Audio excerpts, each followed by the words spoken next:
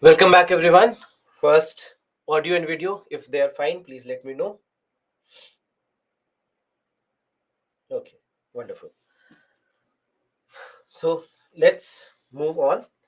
What we have discussed is about various nanomaterials and their applications and all the sectors where we can use them and the different types of nanoparticles and how exactly they are different. So, we discussed about all that. Now, coming to India and what we have done as uh, a nation in nanotechnology. Now, overall, when you look at the various things that have happened with nanotechnology in India, we didn't start early. I mean, it has been late in us catching up to nanotechnology developments happening in the world. But when we started catching up, this is where you'll see that innovations happened in India. And we also started a program which became very essential and became kind of, you can say, a backbone to India's program on nanotechnology. So first time it was just in ninth 5-year plan where it was mentioned uh, about promotion of nanomaterials. And then there was a small program that was called as Program on Nanomaterials, Science and Devices, which was taken in the year 2000. But these were very insignificant, you can say, in the entire context of nanotechnology development happening. A major shift that we see is in 2007, where we started Nano Mission. So, Nano Mission, basically a mission on nano science and technology. Now, this Nano Mission became very crucial. It was taken as a 5-year program as a part of the 11th 5-year plan, and then later on, because of the success that we saw with the Nano Mission, we also extended it further to the 12th 5-year plan also between 2012 to 17. So then in these 10 years, this nanovision became a very crucial aspect of the entire uh, mission or anything with regards to nanotechnology in India. And the success of nanovision also shows in the facts. When you look at the number of papers, the scientific papers that have been published in nanotechnology, the most number of papers have been published by the US. Second most number of papers have been published by China, followed by at spot we have India. So India is among the top three nations as far as the number of papers published in nanotechnology is concerned. So that is where we see that this nano mission becomes very crucial because it helped us in gaining all that innovation or gaining on all the lost years in the initial uh, days of nanotechnology. Now, what is this nano mission? Try let's look at the various aspects of this nano mission and why this became a very important mission for India. So there are five major objectives that we had taken as a part of the nano mission. Five objectives. First objective was basic research promotion. Basic research promotion. Now this is where it was about funding of the basic research, providing centers of excellence so that the work on nanotechnology can happen. So all these small things were done so that it will give a push to the scientists and the students who are working in the field of nanotechnology, all the engineers who are working in the field of nanotechnology. So that's why it became a very, very important aspect of the growth of nanotechnology in India. So that's why funding of basic research by individual scientists or groups of scientists and creations of centers of excellence for pursuing studies leading to fundamental understanding of matter that enables control and manipulation at the nanoscale. So that's why we see that it became a very, very important aspect of the nano mission, a basic research promotion. Then infrastructure development. Now this was a very crucial aspect because infrastructure related to nanotechnology is very costly, very expensive. Whether it is, let's say, something as simple as scanning tunneling microscope or atomic force microscope, all these microscopes are very expensive. Each and every microscope can cost up to 10 to 12 lakh rupees. So that's why it's not possible for individual scientists and students to buy these infrastructure. Also, the intellectual property rights, the IPRs are also very costly because it's a very new science. So also the IPRs are also very costly to obtain. The licenses to use the IPRs also become very costly. So overall we see that there are all these cost factors, and this is where infrastructure matters. And this basic promotion of investments or buying of the equipments and everything that is required, it all really helped in the promotion of nano mission. Then there was nano applications and technology development programs, where we started promoting application oriented research and development. Application oriented research and development, meaning that any research and development happening in the field of nanotechnology should cater to the needs of the industries, anything that the market needs, anything that the consumer needs. Nanotechnology should try to cater to the requirements of the society, requirements of the consumer, requirements of the industry, so that it's not just you can say a directionless research and development. It should, all the R&D happening in the country should have some purpose, and that's also something which became a very crucial part of this entire mission on nanotechnology. So that's why this was a very crucial aspect. Similarly, human resource development, having more people who are skilled, who are trained, who understand what is nanotechnology, who know how to use nanotechnology. And also not only that, but also having people from the legal sector who understand IPRs, who understand the legal battles in the legal battles in the scientific world. So you need those lawyers, you need that legal backing as well. So it's not only about innovators and scientists and engineers, but at the same time having an administrative support, having a legal support, legislative support. All these things also matter a lot. So that's why it was more about the training and education and promotion of all these people who are directly or indirectly involved with nanotechnology. So that's why human resource development. And then international collaborations, this was the fifth part of the objectives. International collaborations, where we see that India, the scientists and engineers from India um, also participated in a lot of seminars, conferences, etc. uh, Knowledge hubs have been created where scientists from various countries, they can interact with the Indian scientists, and it's a kind of a knowledge sharing that can happen in this particular scenario. So that's why international collaborations also become very very important part.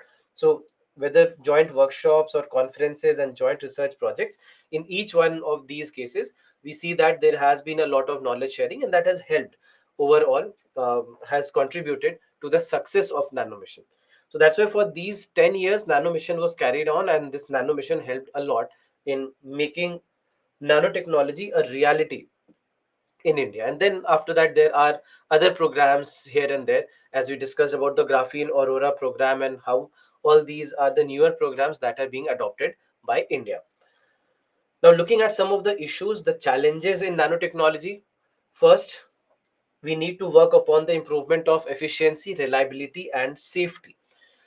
Now, overall, although nanotechnology is something that we see as very useful, but we still at the same time we also understand that uh, it's not always something that is safe for use and consumption. And we'll discuss about some of the issues also which are related to uh, nanotechnology and the nanomaterials specifically. Then, high cost of nanotechnology acquisition of intellectual property rights and infrastructure and all these things. So that also becomes a big challenge, getting the licenses for a new innovation, getting licenses for a new product. All these also add to the problems with nanotechnology. Then safety, health, and environment risks to consumers and the public have to be addressed while commercializing nanotechnology.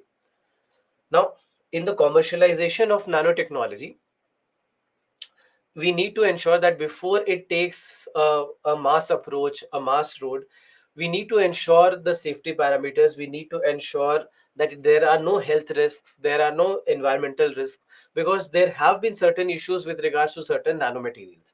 And that is where we understand that this can become a potential barrier to growth in nanotechnology in in this country. Similarly, there is another point, that is poor lab firm integration. Lab firm integration basically means that uh, the research and development happening are not really aligned with the requirements of the industries, something that was kept as an objective of the nano mission. But we still see that there is a gap. There is a gap between the industrial requirements, because wherever industrial requirements lie, the industries are working on themselves. Let's say company, suppose that there is a company which works on nano products or nanomaterial based products. So it's not that this company is relying on government of India or is relying on the scientists from India, but rather they are doing their own private hirings and they are working with their own private labs and doing everything there.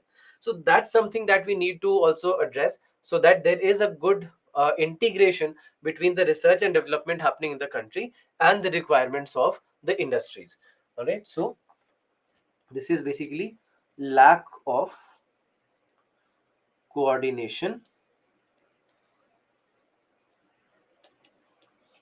between research and development in the country and the requirements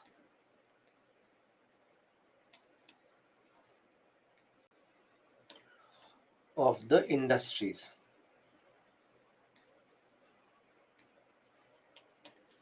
So that is what we mean by poor lab firm integration. Then interdisciplinary nature of nanotechnology. Now this is also one of a major challenge when it comes to nanotechnology, because unlike a lot of other sciences that we discussed about space technology, biotechnology, nuclear technology, all the other energy sources. Now in all these sectors that we discussed, they are not really related to a lot of other technologies. For example, somebody who is working in space technology, a scientist or an engineer working in space technology, need not have very sound knowledge of biotechnology, need not have very sound knowledge of nanotechnology and so on, because they would just be requiring them once in a while. But when it comes to nanotechnology, nanotechnology is largely an application based science. Nanotechnology will be used in space technology, it will be used in biotechnology, it will be used in the energy sector, it will be used along with artificial intelligence, it will be used in communication sector. So that's why for anyone who is working in nanotechnology needs to have a sound knowledge about one other sector at least. Then only they can apply biotechnology there, sorry, nanotechnology there. So that's why nanotechnology, this is one of the challenges, that it's not only about knowing nanotechnology but also knowing where to apply nanotechnology. And that's also something that becomes a challenge, because it's not that you would have a lot of people who are good in two different sectors and they understand two different sectors holistically and they can integrate these two sectors properly. So that also becomes one of the challenges. And then lastly, regulatory capacity, information asymmetry, and absence of interagency coordination. So, in this particular scenario, when we are talking about the challenges of nanotechnology innovations in the country, we are talking about that there has also been a lack of regulation, lack of coordination in the even the ministries, within the government agencies itself. Suppose I give you a very small example.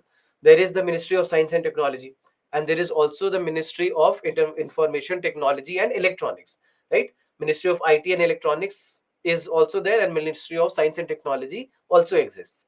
Many a times some of the projects, some of the initiatives started would be started by Ministry of Science and Technology, and many times there would be something else started by the Ministry of IT and Electronics, and many a times there will be no coordination between the two ministries, and that also is bad, because then there will be a lot of duplication of work. Rather, what should happen is that whenever something like this is being taken up, these two ministries should try and collaborate, they should cooperate, they should coordinate, and then come out with a program, come out with an initiative or something. So that is where we need to understand the value of coordination and having a symmetry in the knowledge sharing. So that's why this also can become a potential hindrance in the entire working of nanotechnology based innovations in India. So that's why there are these challenges, and from that's why you have to see this topic from the perspective of your mains examination, because these kind of questions can come in mains about what are the problems, why have we not why do we not see the same number of or same amount of innovations as we see in the West, what does lack in India, and what are the potential ways in which we can solve the problem. So these kind of questions are actually possible in your mains examination. Then one last topic, concerns regarding nanotechnology. Now, with regards to nanotechnology, we do understand that there are certain issues that, for example, the problem with regards to nano pollution. Now, when we say nano pollution, these are, you can say, connected points. When we are talking about hazardous things with regards to human health, buckyballs have been found in fish. Buckyballs are nothing but the fullerenes. Now, these fullerenes have been found in the fish. What it means is that fish has consumed it from somewhere, maybe through its food, maybe from its environment. But now that the fish have fullerenes in them, when the fish is also consumed, there is a running food web that we have. You will study more about it in environment and ecology. But there is a running food web. Now, what happens is that this pollution or the pollutants also keep on getting transferred from one trophic level to another, from the food to the consumer. So in this manner, this will also keep on increasing in its level. And there are two concepts here called as, one is called as bioaccumulation, and then you have biomagnification.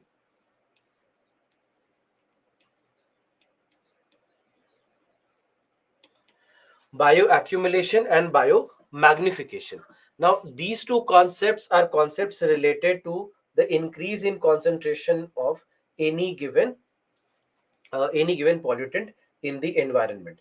That how exactly either horizontally or vertically the pollution levels might increase. So when it comes to bioaccumulation, understand that bioaccumulation and biomagnification, how exactly they vary and how exactly they pose a concern.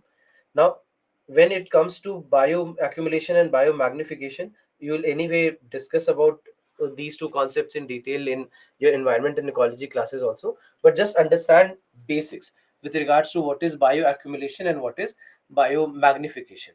So, in case of bioaccumulation, is a process where we see that there is an increase in the concentration horizontally, meaning that in that trophic level, that when we say that among the fish species we see that the concentration of the pollutant has been rising, then in that case we say that it is nothing but bioaccumulation. Whereas when it comes to biomagnification is when from one trophic level to another the concentration keeps on rising. So then in that case it is called as biomagnification, meaning that tomorrow the fish will be consumed by somebody else, some other organism, and that would mean that organism would also have uh, these pollutants in them. So that's why bioaccumulation and biomagnification. So just understand these two concepts, that bioaccumulation basically is when pollutants accumulate accumulate in an organism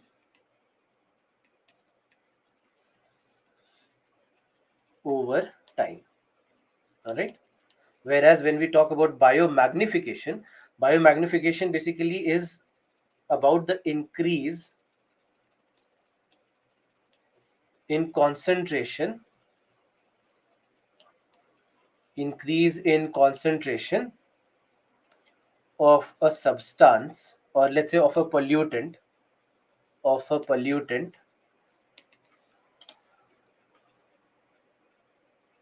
from lower to higher trophic levels.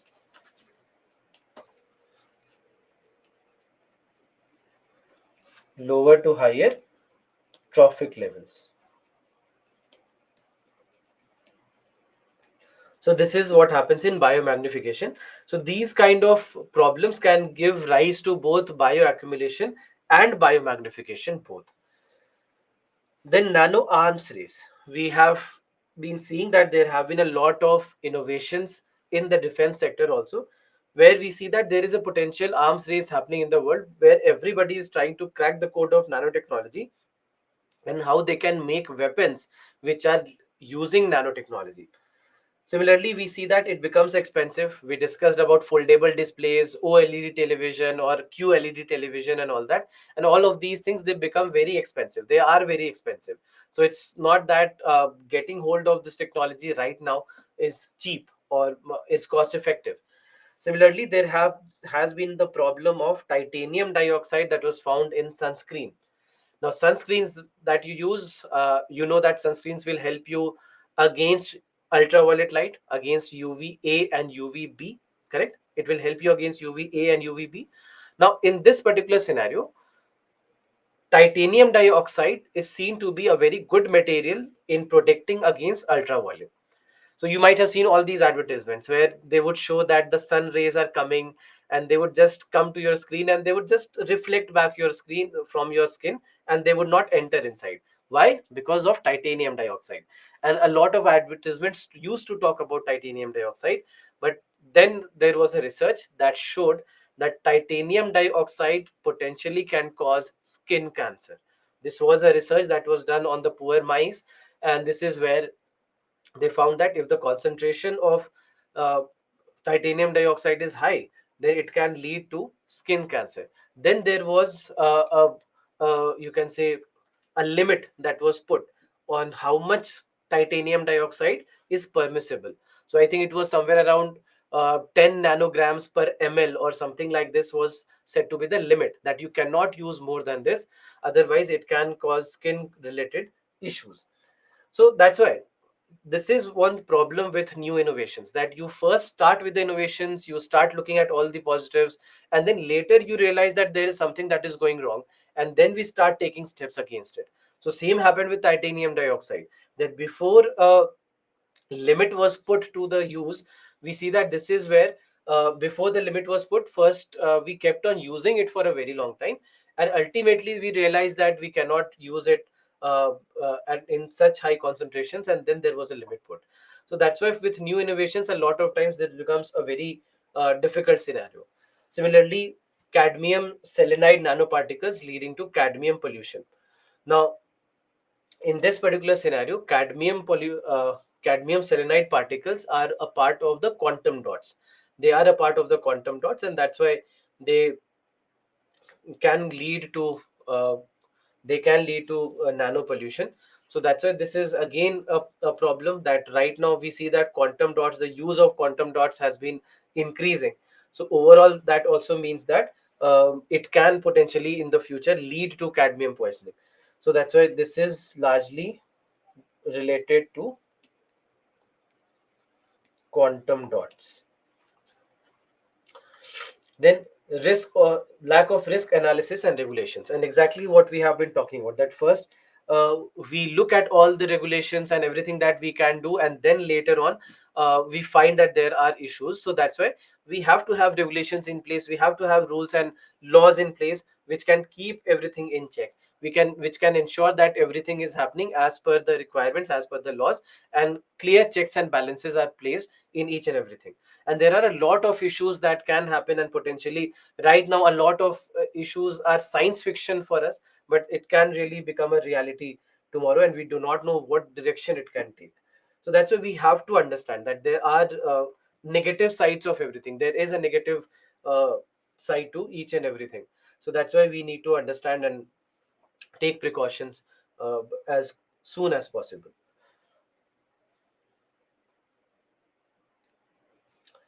Read this question. This was asked in your prelims examination.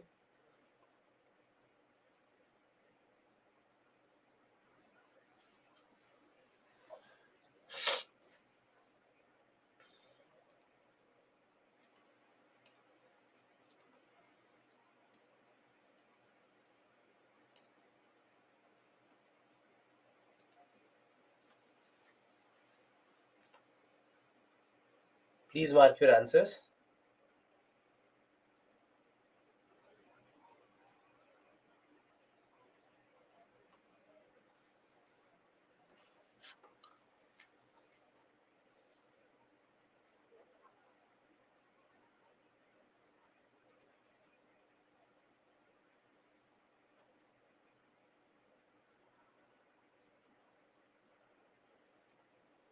Good.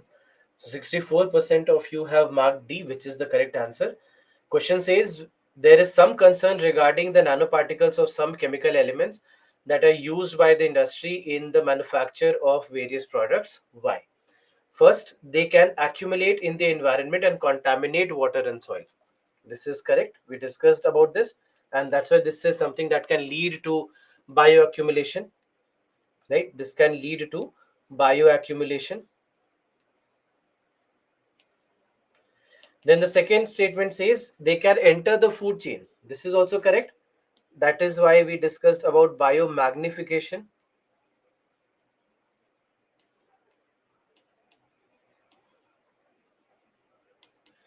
The third statement says they can trigger the production of free radicals. This is also correct, and this is precisely what happens in case of titanium dioxide. This is what happens in case of titanium dioxide. Now, these free radicals, the free radicals in the body, basically these you can say in a manner are charged particles.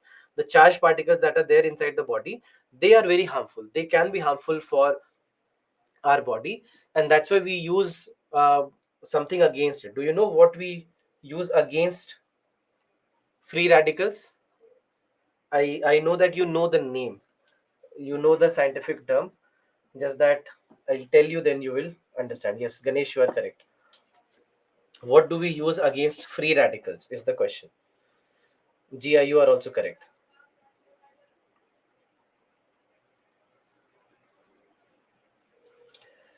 Against free radicals, we use antioxidants. Heard of antioxidants? A lot of advertisements tell you that everything has antioxidants.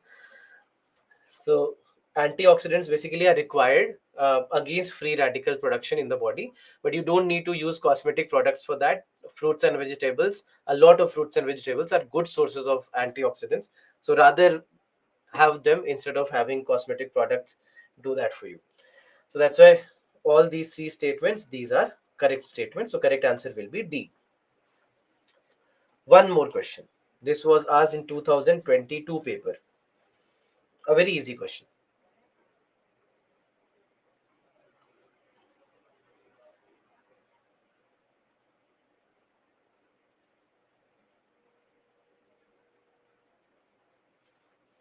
I'm launching the poll for you.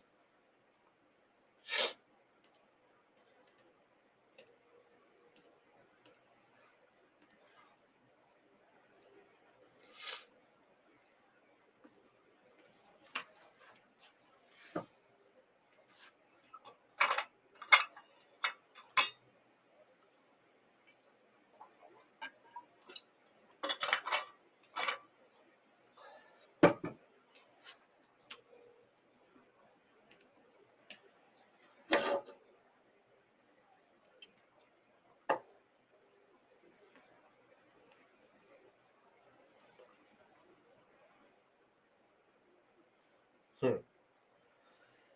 So 66% of you have marked the correct answer. Let me discuss this. This is correct. So first statement says other than those made by humans, nanoparticles do not exist in nature.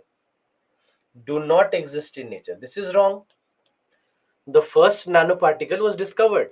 Fullerenes were discovered. Graphene was discovered. So they are in nature. They are found in nature. So that's why it's not that everything is made by humans. This is wrong. Nanoparticles of some metallic oxides are used in the manufacturing of some cosmetics. We just discussed this. Titanium dioxide in sunscreen, a simple example. So, this is correct. Nanoparticles of some commercial products which enter the environment are unsafe for humans. Now, this is also correct. And that is why we discussed about cadmium poisoning or titanium dioxide problems. So we know that this is also correct. So that's why the correct answer will be D, only 2 and 3. Right? So this is about this chapter. Also looking at some of the questions from the mains perspective. What do you understand by nanotechnology? How is it helping in the health sector? Very simple question. Just that there's something that you should be aware of, that in a question like this, there's a very high chance that you may ignore the first part of the question. There are two parts to this question. First part is what do you understand by nanotechnology? And the second part is how is it helping in the health sector? So, first part, because they have explicitly asked you about what is nanotechnology, you have to give it some space. Otherwise what happens is that our mind directly goes to health sector. The keyword for us becomes health sector, and we keep thinking about health sector and we write the entire answer about health sector. But this is not what should you have to do in this particular question. You have to write about nanotechnology, explain a bit about nanotechnology, and then move on to health sector. So because you have 150 words here, first 40 to 50 words at least should be given to nanotechnology, that what is nanotechnology, what are the advantages of nanotechnology. So all these things you should write first, and then after that, from there on, you should progress towards health sector, and then write about health sector maybe in the next 60 70 words, and then you have to conclude in like 20 odd words. You can conclude your answer. So this is how you'll have to go, this is how what you have to do. So that's why because they have asked it, you have to, let's say the question was only about health sector. Let's say the question said, how does nanotechnology help in the health sector? Suppose this was the question. Then in that case, what do you do? Then in that case, you do not write the whole thing. All right, you do not write a lot about nanotechnology. You simply have to just give a brief introduction about nanotechnology, and your answer then would have been largely about health sector. Look at the second question. Why is nanotechnology one of the key technologies of the 21st century? First question. Describe the salient features of Indian government's mission on nanoscience and technology and the scope of its application in development process of the country. So now there are two questions here. First is about why nanotechnology is key. So we discussed about nanotechnology, the introduction, in the introduction, how nanotechnology is important, and how we see that there are a lot of applications that we see of nanotechnology. We discussed about so many applications, sector wise and also material wise. So you just have to summarize all that and write an answer in this question. And then the second question says, describe the salient features. So second question is completely about nanomission, that what is nanomission and how is it going to be helpful. So then you can simply take the points from what we discussed in the chapter, and you can simply write that answer. So these are two questions, and as I told you before also, that the questions that come at mains level in science and tech are fairly easy, not difficult to answer in most of the cases. Right. So, any question if you have from all the discussions that we have done? This is the end of this chapter on nanotechnology. Any question? Cadmium poisoning by quantum dot is not clear. See, quantum dots are made of cadmium selenide particles. All right. So, cadmium selenide is present in quantum dots. In everything that quantum dot, everything wherever we are making the use of quantum dots, you have cadmium selenide particles, and that's why it can lead to cadmium poisoning. So, that is what we are saying.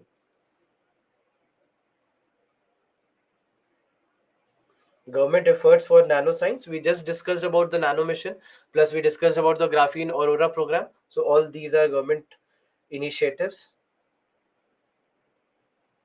Can you explain bioaccumulation and biomagnification once again? So understand what's happening, right? So within a species, when accumulation of pollutants happen, then it is bioaccumulation. Suppose think of air pollutants, all right? So we know that for humans also air pollution is a big problem. Particulate matter inhalation becomes a big problem. So that accumulation happening over time. Let's say you are living in an area in a city which is highly polluted, air pollution wise, then in that case you are inhaling the pollutants, you are inhaling the air pollutants a lot. So then in that case it is bioaccumulation within a species. When it is happening, it is bioaccumulation. But then when from one species to another, if it is jumping, then it is biomagnification. That let's say a very small insect which might have consumed some poisonous element. Suppose cadmium poisoning happened in some insect, then in that case what we would say is that those insects probably are eaten by some other animal, higher animal. Then that higher animal is eaten by somebody else. So in that case, when it goes from one level to another, let's say from insect to frog, from frog to maybe snake, from snake to maybe a bigger animal, so that is called as biomagnification.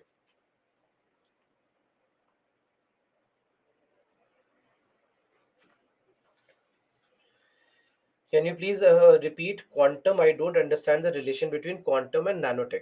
So, see, when we talk about quantum technology or anything related to quantum physics or quantum mechanics, these are quantum mechanics in a manner you can say is the science of the small, basically, science of the molecules, atoms, and subatomic particles. Now, the science and technology at subatomic level or even molecular level is very different from the science of our level.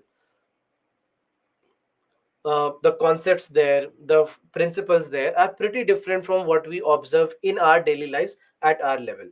So that is quantum technology, and that's why nanotechnology or nanoparticles are related to that, because nanoparticles are also very small, of the order of 10 to the power of minus 9 meters or even lesser than that.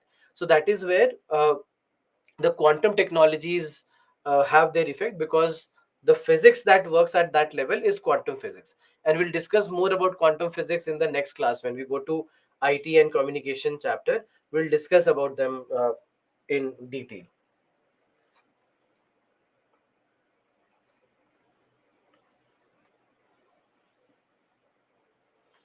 Where do natural nanotechnology present? What are the benefits from it? So benefits we discussed. There are so many benefits that we discussed. Now, with regards to, let's say, the natural particles, fullerenes, for example, fullerenes can be synthesized also from carbon soot, the black colored carbon particles. From there also you can actually synthesize these particles. So that's why synthesis is possible from there. Then graphite, we discussed that graphite also has graphene. So graphene synthesis can also be done from a natural thing, natural carbon form, which is graphite. So in all these cases we see that they actually they can actually be utilized. What are organic LEDs? Organic LEDs, basically, just understand the basic LEDs that we use, the normal LEDs that we use, uh, they use semiconductors. They use semiconductors like silicon or gallium, etc. They all are used in normal LEDs. The normal LEDs, wherever you are using LEDs, whether on your screens or whether on your TV, mobile phone, laptop, wherever.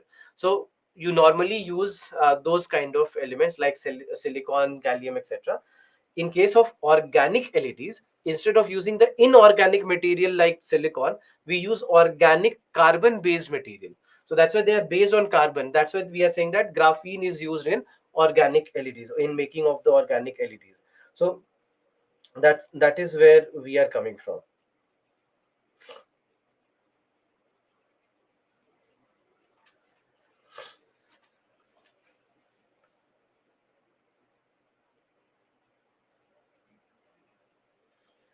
How do we obtain nano ions of metals like gold and silver?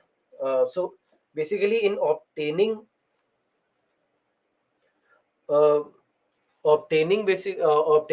the metal ions, basically there is something which we call as top down approach. So top down approach is where we are trying to synthesize nanoparticles from something which is big.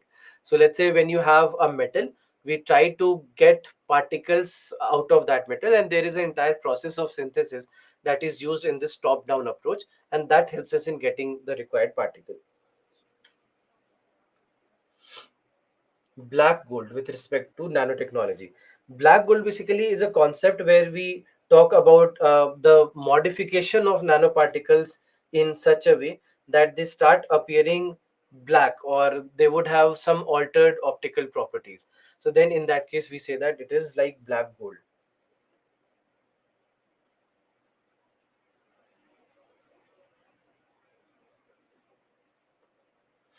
Hmm.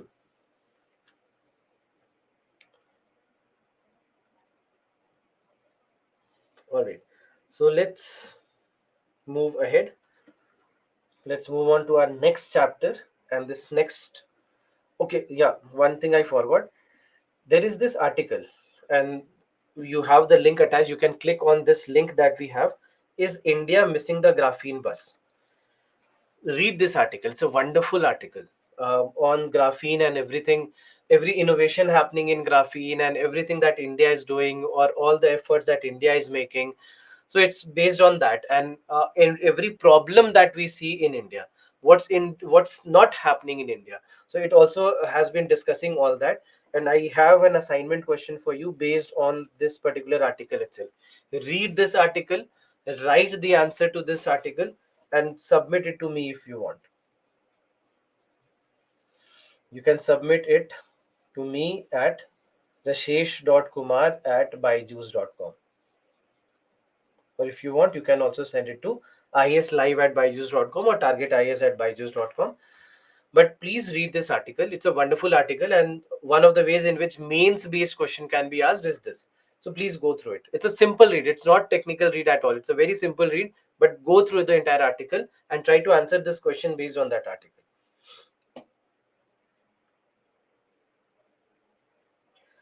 All right, moving on to our next chapter, that is robotics. Now, first and foremost, when it comes to robotics from the examination perspective, if we are talking about prelims and mains examination, I would personally say that this perhaps is the least important chapter from prelims and mains perspective. If you also look at the previous year papers, you'll find that not a lot of questions have come from here.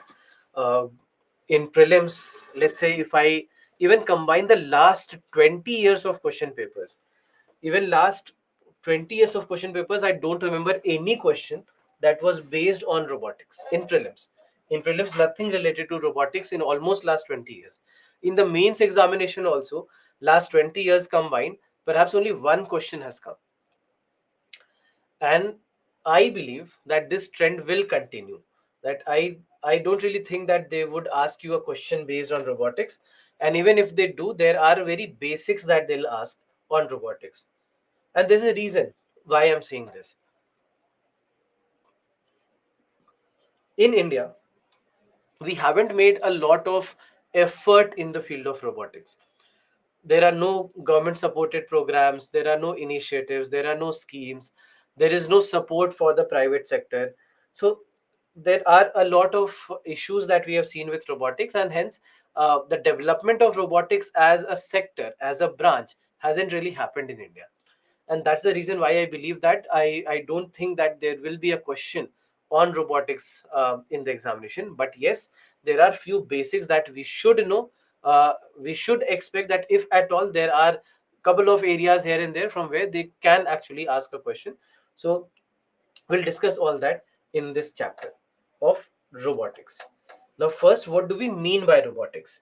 Now, robotics, by definition, we can say that it is an interdisciplinary sector of science and engineering dedicated to the design, construction, and use of mechanical robots in various fields.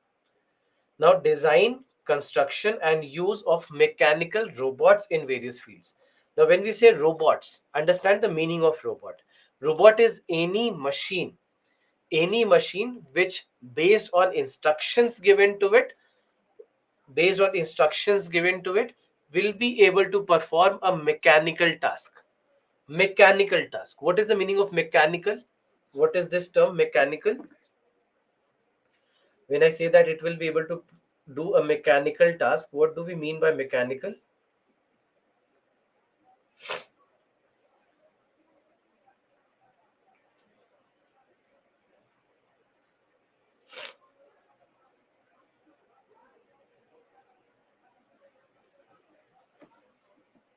Yeah, any machinery operation, any movement related operations, etc., that will be called as mechanical. So when we say that it will be able to do mechanical work, we are saying that anything that we manually do with the help of machines, the robots will be able to do automatically on themselves. They will be able to do the work uh, by themselves, and instead of we having to operate those machines, the robots will work by their on their own. So that is what we mean when we say that robots are intelligent machines that sense and manipulate their environment. They'll be able to, so that's why mechanical robots, because they can do mechanical work. They can do anything that machines could do physically, I mean manually, they can do it automatically. So now, in making of these robots, so for example, let's say you want a movement, that let's say you want to carry something from this place to that place. So then a robot can do that for you. That robot can carry this piece from here to there. So that is what we mean by mechanical work. Now, in this particular scenario, When we talk about robots, there are three laws of robotics that you should know of. And these three laws of robotics were given by Isaac Asimov. Now, Isaac Asimov was not really somebody who was related to the field of robotics. It's not that he was an engineer or someone, but he has been somebody who has written a lot on science. He has written a lot on science, and he has also written a lot on science fiction. A lot of stories, a lot of science based stories has been written by him, and he was the one who proposed the idea of the three laws of robotics. And what he said is that these are three laws that anyone working in the field of robotics should adhere to. So that's why these are not like physics laws where these are fixed, this is the nature, right? It's not that. Here we are saying that these are more like guidelines. We are saying that these are more like guidelines for industries.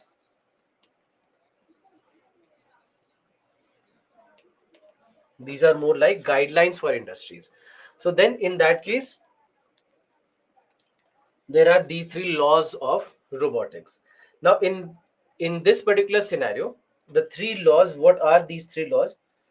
First law says a robot may not injure a human being or through inaction allow a human being to come to harm. So neither a robot should directly harm somebody, or not by being inactive let someone come to harm. So preservation of humanity is the first goal, is the first law. And this becomes very crucial in design applications. When the design of robotics is being done, this becomes a very very crucial thing, because this will help in ensuring that whenever somebody is making a robot, designing a robot in any industry, they are taking care of all these requirements, and they are ensuring that they adhere to these guidelines. Similarly, the second law, a robot must obey the orders given to it by human beings, except when such orders would conflict with the first law. Meaning that any order that has been given to the robot, they should follow those instructions. But if the instructions are to harm somebody else, if the instruction is to harm somebody else, then in that case they should not follow that instruction. This is what the second law says. And then similarly you have the third law, and third law says that a robot must protect its own existence as long as such protection does not conflict with the first or the second law. That a robot should try to protect its own existence, but not at the cost of a human life, not by harming a human being. So that is what the third law is. So in this manner, we have these three laws, and these are the three laws of robotics that are governing the world.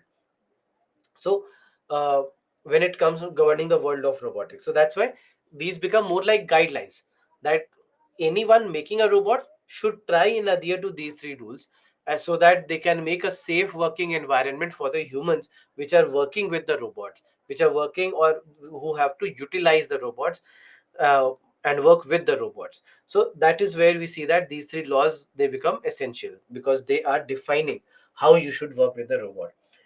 Now, to understand the basics of what do we even mean by a robot, try to understand what a robot is.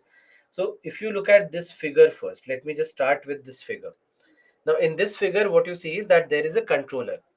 Now controller will be like a brain. You can say that in a manner, this is the brain of a robot. This is like the brain of a robot. So it will control all the activities. It will control all the activities, control and coordinate for different things that are happening in a robot. So that's where controller becomes crucial. It's just like the processor that your mobile phones or laptops or computers have, the CPUs that the computers have. It's equivalent to that. So that's why we are saying it's the brain of the robot. Then this controller is attached to a sensor, right? It is attached to a sensor. Now sensor here, you can say in a manner, is like our sense organs. The sensor is like sense organs, and we do have sense organs. Can you name the sense organs in our body? Which are the sense organs in our body, quickly?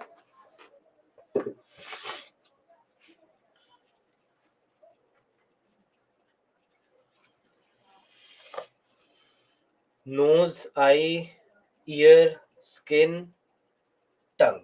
Correct. Correct. So there are five sense organs that we have: eyes, ears, nose, tongue, and skin. These are all called as sense organs. Why are they called as sense organs? Because they can sense the outside, they can sense the environment, they are in touch with the environment. So for example, uh, the sensation of heat and hot and cold will be given to you by the skin. Eyes will see the world, ear will hear everything, nose will be able to smell everything, tongue will be able to taste everything. So all the sensations which are required to interact with the outside world, it's all there in these sense organs.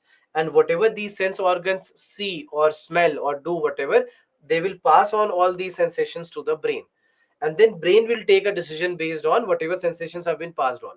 That, let's say, some all of a sudden you touch something which is hot, so the brain will tell you that you have to just uh, withdraw your finger, correct? So that is what sensation is, that this sensation happened, the signals were sent to the brain, brain took a decision that you should withdraw your finger. So similarly we have sensors here, and the same role will be played by the sensor. That sensor will sense the outside environment, it will sense the outside environment, and it will pass on the information, it will pass on the information uh, to the controller, and controller will take a decision based on the information provided to it by the sensor. Then there are actuators. Now actuators, we say that these are like the muscles, these are like the muscles of the body. uh, so why we are saying that these are like muscles? Because one of the roles that muscles play is that they convert energy into movement. Whatever we eat, whatever energy we gather with our food, that food will be converted into motion, into movement by muscles. So any movement, I mean my hand movement for example, can happen because energy that I got through food is being converted by the muscles uh, into movement. So that's why muscles play this role, and that's the role of an actuator.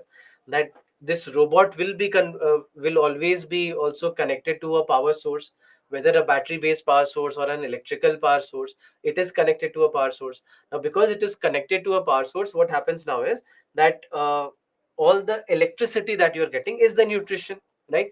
For a robot, the electricity that it gets through batteries or electrical supply is the nutrition that they need, and this nutrition or this energy will be converted into mechanical work by the actuators. So actuators will basically convert electrical to mechanical energy. All right.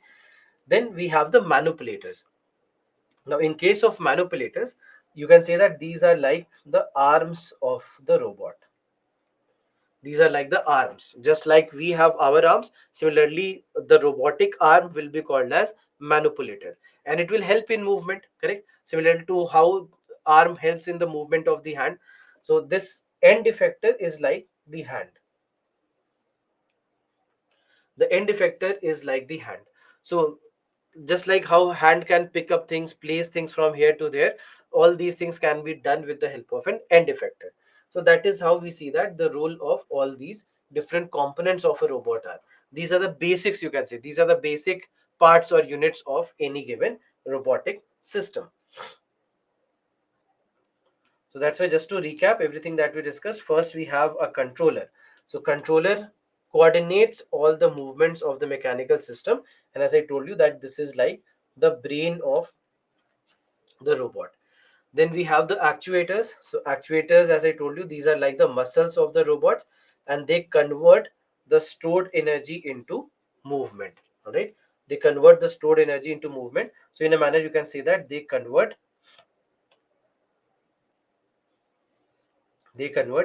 electrical energy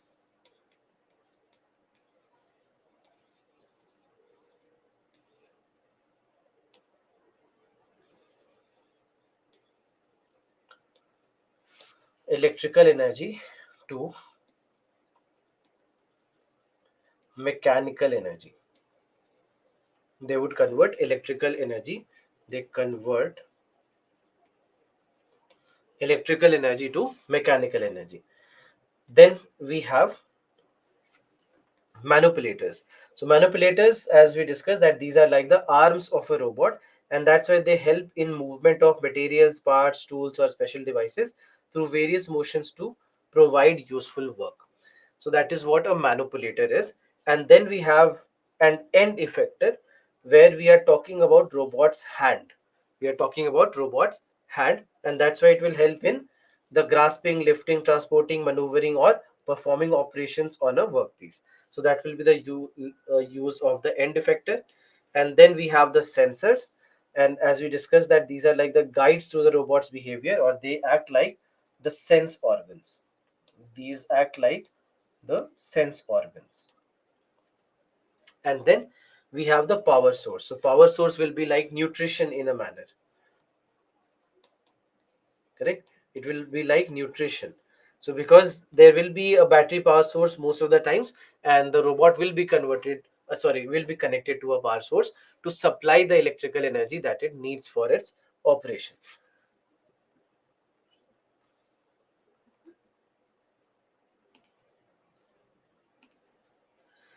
Then, looking at the various applications of robotics, what we see is that there are various sectors where some kind of work can be seen with robotics. For example, in military applications.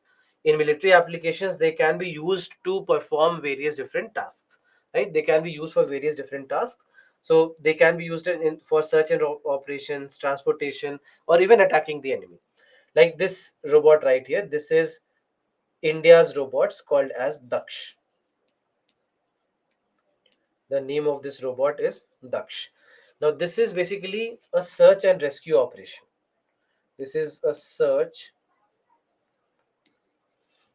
and rescue robot. This is a search and rescue robot. So, Daksh uh, is an Indian, you can say, military robot. Similarly, there are industrial applications where it can be used. So, in welding or assembly, picking and placing things, painting, packaging, labeling, product inspection, testing, in all these cases, we can make the use of robotics. Now, this, for example, this is a robotic arm called as SCARA. This is an example of the SCARA robot, which has been one of the most widely used industrial robots. All right, one of the most widely used industrial robots. So that's why in the industries we see its use. Similarly, in case of agricultural applications, we see that they can be useful in various applications, like even in harvesting, in cloud seeding, planting seeds, soil analysis, environmental modeling. In all these cases, we can make the use of robots in agriculture. Now, robots in agriculture is not something that we have used a lot. I mean, in India, we haven't really seen the use of agricultural robots, and mechanization of agriculture hasn't really happened in India. But we have seen that in some of the other parts of the world, there are robotic tractors, there are all these harvesting machines, which are automated harvesting machines. At the same time, the use of drones in the spreading of the seeds, etc., also has been observed. So all these are applications of robotics in agriculture. Although in India, it also has not happened because of a fear, the fear that a lot of people who are involved in Indian agriculture, they would start running out of things to do. They would not have their jobs if robots take over these kind of work. So that's why we have to look at this from the Indian perspective also, that why in India we haven't really seen a lot of robotic applications in agriculture. Then in medical science also, there are various types of robots that we can make use of. So for example, uh, there are surgical robots where they can help in surgeries, there they can help in precision surgeries, in providing surgeries which go on for long periods of time. In all these cases, robots can be used, and that's why in medical robots we have seen that they all are possible to be utilized. Then there are nanorobots, something that we discuss for drug delivery system, or for gene genetic engineering. In all these cases, also we see that robotic systems can be used, robotic machines can be used, and something that we already have discussed in nanotechnology also. And we do find that there are wide applications of robotics in this particular scenario. And then outer space applications, where we can make robots which can be used in our space missions. Do you know the name of this robot?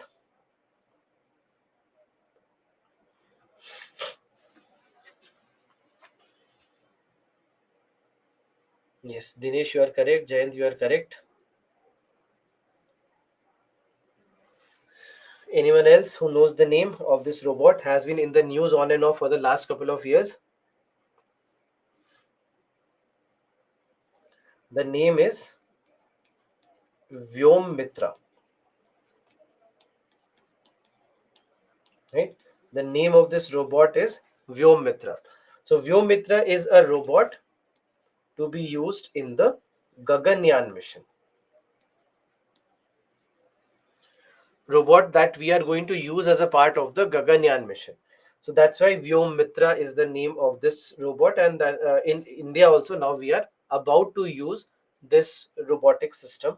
So for the first time we are going to try it, and based on our experience and everything that it would do potentially in the future also, we might see that other missions might be taken by India, which would be completely robotic systems or completely robotic missions. So that's why we see that there are all these various examples of how we can or where we can make the use of robots.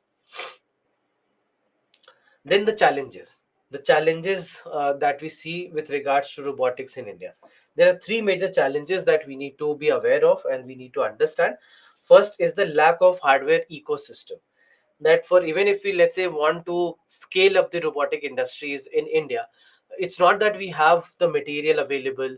A lot of material that will be required for robotics to work, or let's say robotic manufacturing to happen in India, we don't really have that ecosystem advantage. So that also becomes a challenge. Similarly, there are no financial incentives. Look at a lot of different uh, tech sectors that we have seen, innovative sectors that we have seen, and we see that everywhere there is some kind of government support, there is some kind of policy or some kind of scheme, etc., that has helped, correct, that has helped in making or moving forward with that technology. But there is no financial incentive that has been given by ever given by the government of India uh, in the last 30, 40 odd years. And because we know that when it comes to robotics, there is another tension, another problem that we always think of, and that is about the loss of jobs, potential loss of jobs that robots can bring in. And that's why we do not see any financial aid, any support, any let's say support with the help of any initiative, etc. Then the lack of required knowledge, and this is also one of the factors where we see that it's not even that robotics is being taught very well in the country, that unless you are somebody who is well specialized in the field of robots, you don't really even get to read about robots, correct. So that also becomes a challenge, that suppose that if you think of until class 10th, or even for those of you who had taken class I mean science in class 11th and 12th, you never read about robots, right? You never read about robots unless you are already specialized in a certain branch of engineering, or you are taking it as a part of your masters or PhD, etc. Otherwise, there is no robot anywhere in the education in India. So that also leads to the lack of required knowledge that we need to run robotic systems or to even kickstart this particular area. So that's why there are all these challenges that we have. Lastly, with regards to, if we want a future, if we want to build something in the future, what are the things that we can do, what are the things that we can do to do that? First step for us would be identification of first wave technology. Now, first wave technologies, when we say first wave technologies, basically what we mean is, where do we want to begin from? What is the first sector that we can use robots in? Let's say, for example, if you consider mobile phones. Now, the mobile phones that you have today are not the mobile phones that you have had ever, correct? The first mobile phones could barely let you talk on the phone. Then came SMSs on the phone, games on the phone, and then camera on the phone. And today, the mobile phone is completely different. Today, it's not a mobile phone, only a mobile phone, it's a smartphone. So, but it all started with a basic application that a mobile phone should let you talk even if you are mobile, even if you are outside your home. So that is where it all started from. Similarly, for every technology innovation, you need to start from somewhere. So let's say, for example, when it comes to robots, maybe defense sector can be a good start, because even if you are applying robotics in defense sector, it's not that somebody is losing their job, right? It's not that it will lead to a loss of jobs here and there, but it will also help the country. So maybe that becomes the first sector where we start using robotics, or look at robotic innovations that can be helpful in defense. So that's why we have to identify where to begin from. Then, uh, coming to the productivity, we need to improve upon the productivity of robotics in the country. That if we are going to use robots, we have to see how exactly it also is going to help in the productivity of any given industry or the entire sector. So that's why that also becomes an important factor. Then, the use of industrial robots. Right now we see that even if industrial robots are being used, they are being used in a very private space by a certain company here and there. But overall, if we want to increase the production, and this is something that as a part of economy, as a part of Indian economy, we keep discussing all the time, that India needs to focus on its manufacturing. That India's service sector has developed, India's primary economy has developed, but the secondary economy, where the industries lie, where the manufacturing lies, this is where we haven't really done a lot. And we have been lagging behind there. And that's why so many schemes like Make in India and all these efforts are being made now. So that's why we need to understand that industrial robots will play a major role there. If you want to scale up your production, industrial robots become important. Then, to provide academic support, and as I just discussed, that there is a lack of academic support, that it's not that you readily get to read about robotics unless you are preparing for UPSC, or maybe if you have already specialized in the field of robots. So that academic support is very, very crucial in the development of these innovations. Similarly, deep specialization is required in server engineering, electrical, embedded programming, and mechanical engineering. And then only it becomes possible for us to even think of building a future with robotics. And lastly, to look at the safety and the quality of the products. Ensuring the safety and the quality of the products in the field of robots becomes extremely important. So that's why there are all these things. We have to think of all these areas and how all these areas are going to contribute if we want a better future with robotics, which almost you can say for all practical purposes is non-existent in India as of now. Apart from private efforts here and there aren't a lot of things happening with robotics in the country. So that's why it's a small chapter, not a lot to read, but these are some important focus points that you can potentially read about. So any question, anything if you want to ask from this chapter?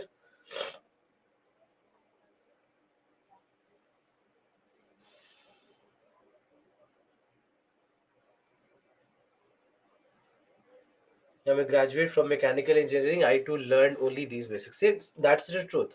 That is the truth. That we, I mean, I'm also an engineer. I also come from electronics engineering background, and barely there has been one subject where robotics has been mentioned.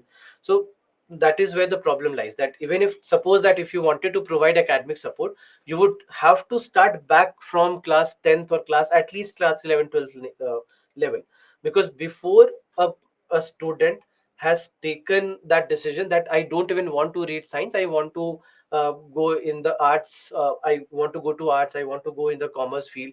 Let's say in class 9 somebody read about robotics and they generated a lot of interest in robotics, they want to pursue this field. As a student they now have this interest. So if they want to pursue this field, then they would start thinking about it. Maybe they'll ask their friends, teachers, parents, relatives, and try to understand what the things are and where they can go. But the students don't even know what is robots. I mean, apart from a film based on robots, or maybe here and there a toy about a robot, nothing else. So that is where the problem lies, that you have to provide that academic support.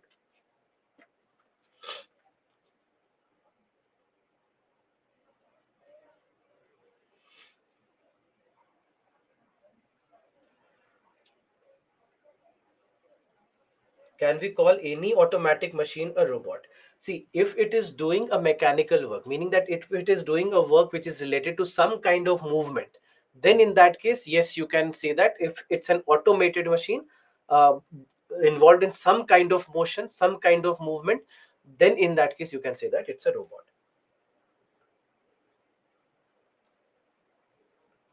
Last is a guideline for robotics in India. That's true. I mean, for that you first need to have a robotic policy, that there should be a policy support, and that policy should look at what are the innovations where robotics can become useful, and then have the guidelines, etc. So completely agree with you.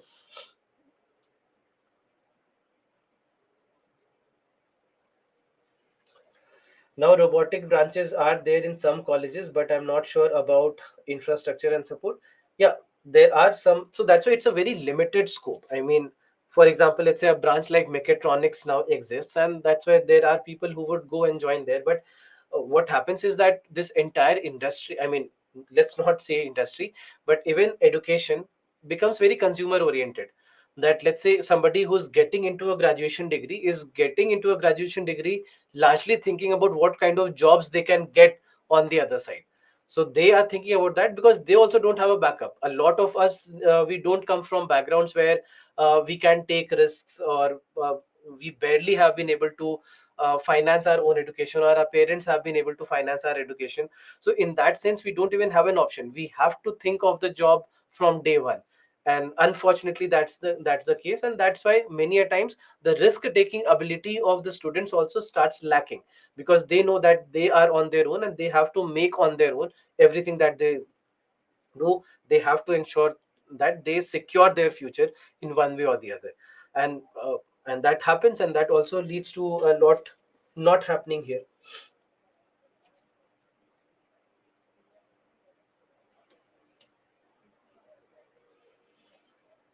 The most innovative teacher I have ever seen. Creative thoughts of using memes in slides is amazing. I used to have a meme account once, but now, with everything, with all the classes and everything aside, it has become impossible. But yes, I mean, this is something that I keep doing. It takes a lot of time actually in even thinking what kind of meme can come into the place, and whether or not a student would even recognize what I'm saying or relate to what I'm trying to convey. But thank you. Can a GCB be considered as robot? We wouldn't, because there is a manual support to it, and it's like driving a car. It's more like driving a car with an arm, a mechanical arm. So we didn't. I wouldn't really say that it's a robotic system. In military field, can robotics be utilized? Yes, of course. We discussed about it, that the Daksh robot is something that belongs to India, and it is a robot. Similarly, the drone systems also can be called as robotic systems. So in the military, in the field of defense, in military field, yes, of course we can use it.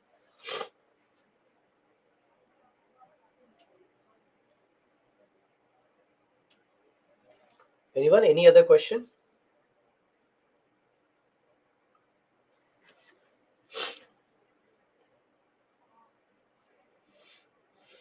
All right. So the next chapter that we have is artificial intelligence. Let's take a small break first, and it's a new chapter. So after the break, let's have a new beginning to a new chapter. It's 3:21. Let's be back by 3:13. Let's not take a big break here.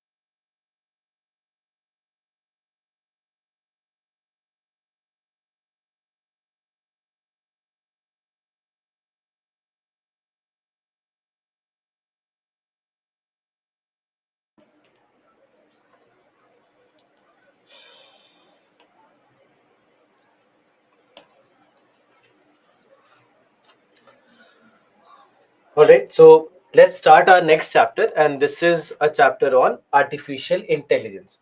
Now, when we say artificial intelligence, understand the meaning first, but before that, its relevance in the exam. So, I would say that this is, I mean, as a chapter, it's not even a part of your syllabus. It's not that it's written in the syllabus that they'll ask you questions on artificial intelligence, but they will. I mean, we should expect that questions will come from artificial intelligence in your prelims examination and your mains examination. So that's why the various concepts related to artificial intelligence, what exactly do we mean by AI, and what are the various applications and all the concepts and all the technologies related to AI, we should have a basic understanding of all that, because it is one of the most important technologies of the present day. There's no technology where we have seen so much progress in the last 5 years as we have seen in artificial intelligence. So that's why it is something that makes this chapter extremely important, both I would say from prelims and mains point of view, although more important from prelims perspective. But again, having said that, obviously it's not that they cannot ask you questions in mains examination. In 2023 mains, we saw a question based on artificial intelligence.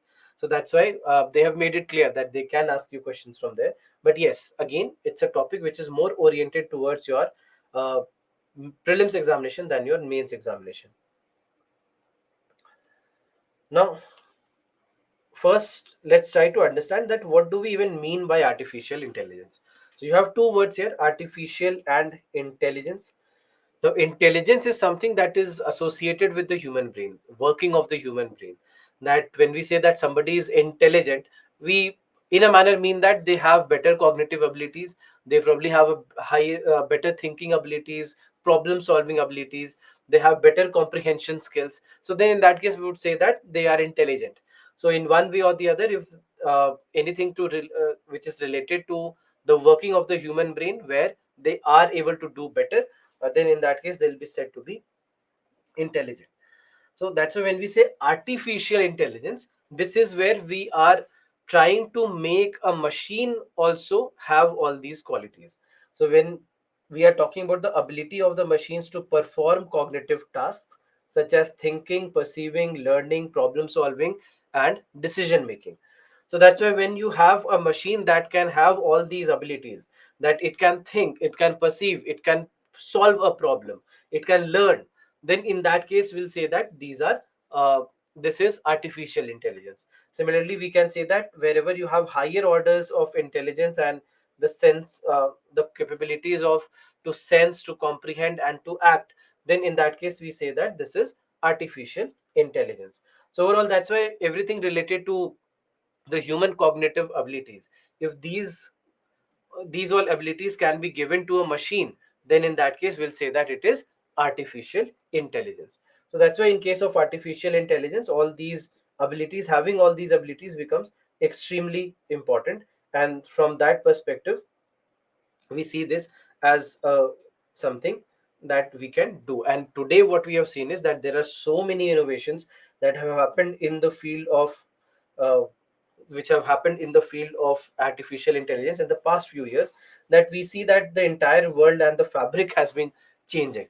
And the kind of innovations that we have seen, kind of changes that we have seen, all of that was unimaginable perhaps 10 years back, which have been made a possibility in today's world. Now, we'll discuss about all that, but first, a brief introduction to what do we even mean by artificial intelligence. What are the examples that we have in our lives today, which are related to artificial intelligence? And I'm sure that you are aware of all these examples. You know what's happening all around you, and how artificial intelligence, in one way or the other, is shaping each and everything with regards to your life.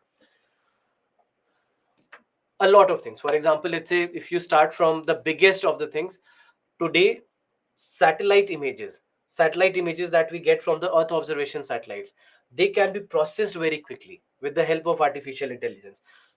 Thousands to lakhs of pictures can be identified, can be processed, and we can actually also understand what these images are and what these images mean.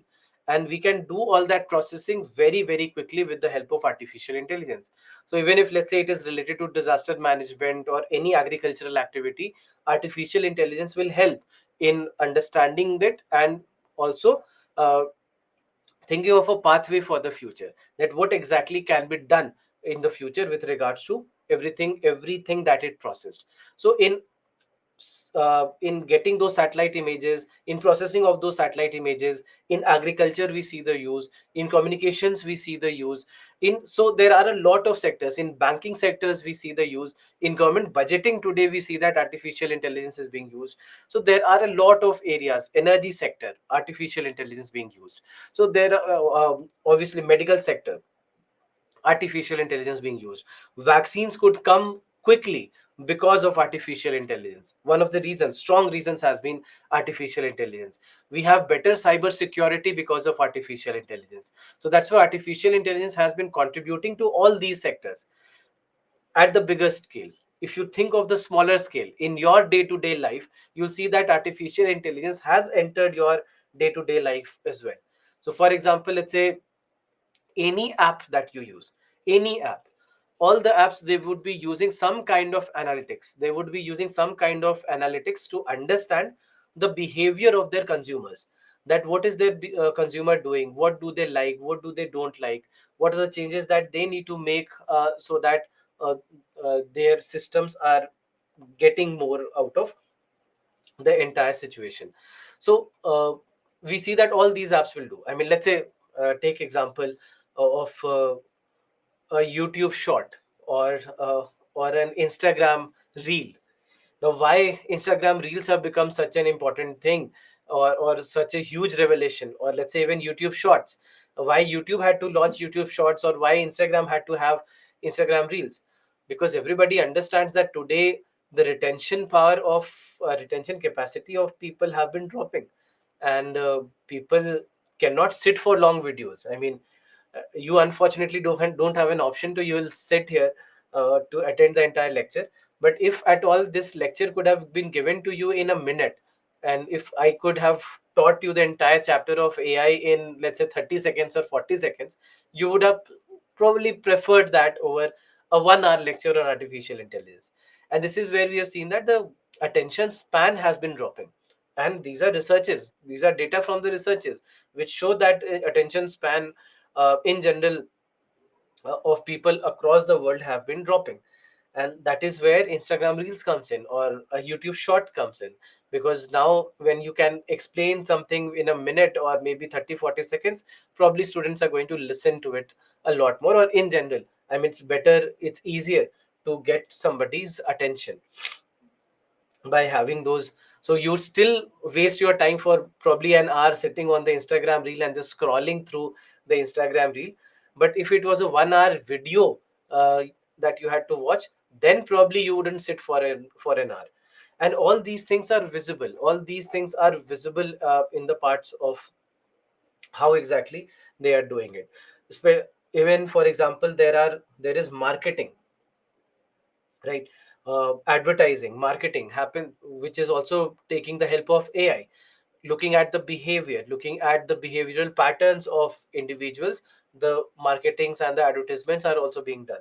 That, suppose you might have seen this, I mean, I'm very sure that every one of you have seen it, that suppose that you go and search for something, you go to any e-commerce website like Amazon or Flipkart, you go there, you search for something, and you come back, you don't buy it. But then you go to an XYZ website on Google or anywhere, and you'll start seeing those advertisements. You'll start seeing all those small advertisements here and there. You scroll through your Instagram page and you see that there are advertisements of the same product that you had searched for. So each and everything now, every platform that you're going through, every platform is now advertising that to you.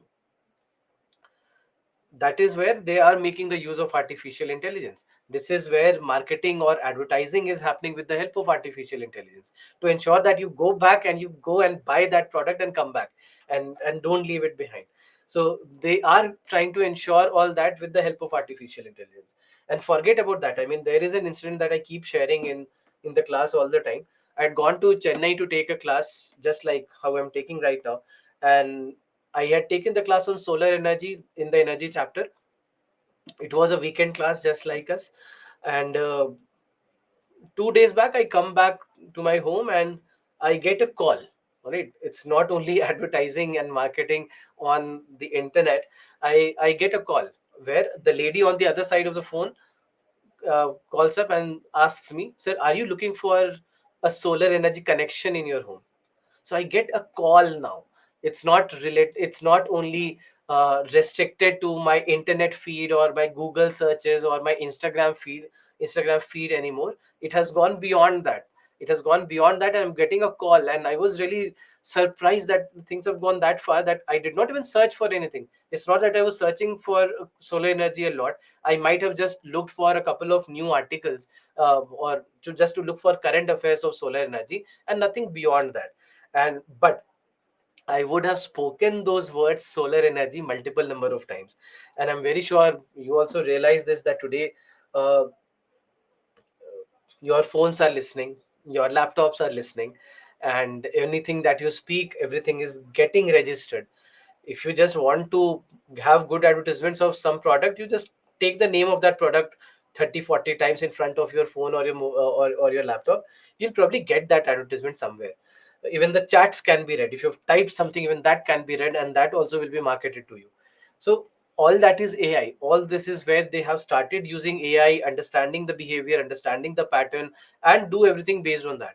Do everything based on their understanding of those patterns. So artificial intelligence largely has been about pattern recognition, to understand the behavior and pattern, and based on that give you the results. So we see that it all has been the case. Similarly, even if you look at translations, you might know that there is a Google Translate website that Google has. So if you go to Google Translate and you do the translations today, you'll find that the translations are way more accurate than they used to 5 years back. And I have been using the translate feature a lot, because I mean we have the English based product and the Hindi medium product as well. So when we started the Hindi medium product for the first time, we had all the material and all the study material and PPTs, etc., which were in English. And then we started converting it to Hindi. And as we started converting, the Google Translate there then used to do a nightmarish job. I mean, it would just be a word to word translation, making no meaning at all, and with a lot of mistakes as well. So we could not use Google Translate, and we used to have translation agencies who would do translations for us. And that was the market back then. And these agencies used to have a good job in their hands, not only with us, with a lot of people around the country. Today the situation is such that you do not really need to go to anyone. Today you just try to do the same translations on uh, Google Translate, and you will find that they are able to do a good job now. I mean, today the scenario is that if I do the translation of, let's say, a certain sentence or a certain paragraph, I find that almost up to 85 to 90% everything is exactly how it should be. And there are only few mistakes here and there. I can correct those mistakes and I can go ahead. 5 years back, I did not have the time to do this Google Translate. I would have to go to an agency and get the translations done. Today I don't need to. Today, manually, you would take a lot more time to do it compared to what you can do with the translation softwares. So unfortunately, what has happened, it has actually wiped out an entire industry where there were so many agencies who would do these all these translations, etc. They're gone. Their jobs are gone, because unfortunately you don't need them anymore. And even their speeds would be lesser than what an AI based software like Google Translate would do for you. For example, one person, I know this entire process, just why that's why I'm sharing this experience. One person in a day, if they are doing translation all day long, they can do translations of up to 1500 to 1800 words, or maximum of 2000 words. That's it. That is their capacity. Now 2000 words translation can be done by Google Translate in 15 minutes. I mean, with all the translations and reading them and also revising them and making the changes, let's say half an hour, 45 minutes. So something that would take the entire day now would take 45 minutes of time. So all those jobs become irrelevant today. And that's only last 4 years. And I'm talking about only one small example. You might have seen that there are so many job losses happening everywhere in the world, and a lot of these job losses are also attributed to AI, and how AI has grown in the tech sector where people are not required. There was a tweet that I had seen by one person who is in the tech sector, and he said that uh, there was a program that I had to get written. So I floated the requirements, and based on those requirements I received uh, some people had approached me that they can write the code for me, they can write the program for me. And one person who I had finalized, that person uh, said that that person would need 2 weeks of time, and I think asked for $100 or something like that, if I'm not wrong. So $100 and 2 weeks of time that person asked for. This person had written on Twitter. Then he said that I took the same I took the same problem statement to Chat GPT. I'll discuss about Chat GPT later. So I took it to Chat GPT and I asked Chat GPT to write a code for me for this problem statement. In the next 20-30 seconds, Chat GPT had written this entire program. And then whatever small changes he had to make according to his requirements, he did it. And he was ready with the program. At what cost? Zero. In what time? 1 hour. So something that could have taken 2 weeks of time for him with $100 being spent on it. I think he had written 100 or maybe $1,000 if I'm not wrong. $1,000. So something that could have taken $1,000 and 2 weeks of time could be done for free in 1 hour. The job of that person who would have done the job is gone. And this is what is happening in the technology sector, that everywhere in technology you'll see that there have been a lot of people who have lost their jobs, especially the people who were there in software support rather than software development. And we see that a lot of them have been losing their jobs, and there have been revisions even in how much they were getting paid and how much they are getting paid now. So there are so many changes happening so fast, and that's why we are also worried about artificial intelligence. That on one hand I discussed about all these things that we can do, that whether it is space technology, agriculture, communication, energy, disaster management, medical science, there are so many ways in which artificial intelligence helps. But at the same time there is a negative impact, and we already see that looming impact taking its shape already. So we need to be very aware of what kind of turns the things can take. And that's why everything that happens with regards to artificial intelligence, all of that has to be taken care of, and we need to understand both the positives and the negatives and take a decision based on all the positives and negatives.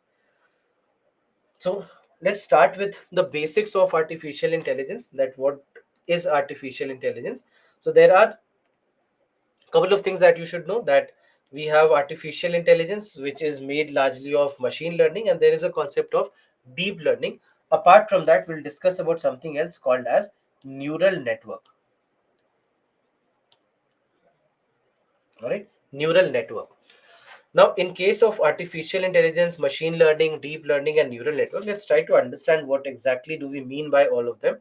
So first, talking about machine learning.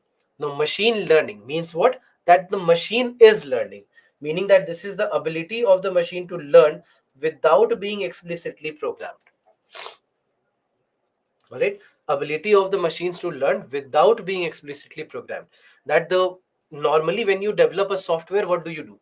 You would feed all the instructions in that software so that the software will take those programs into account and do the job accordingly.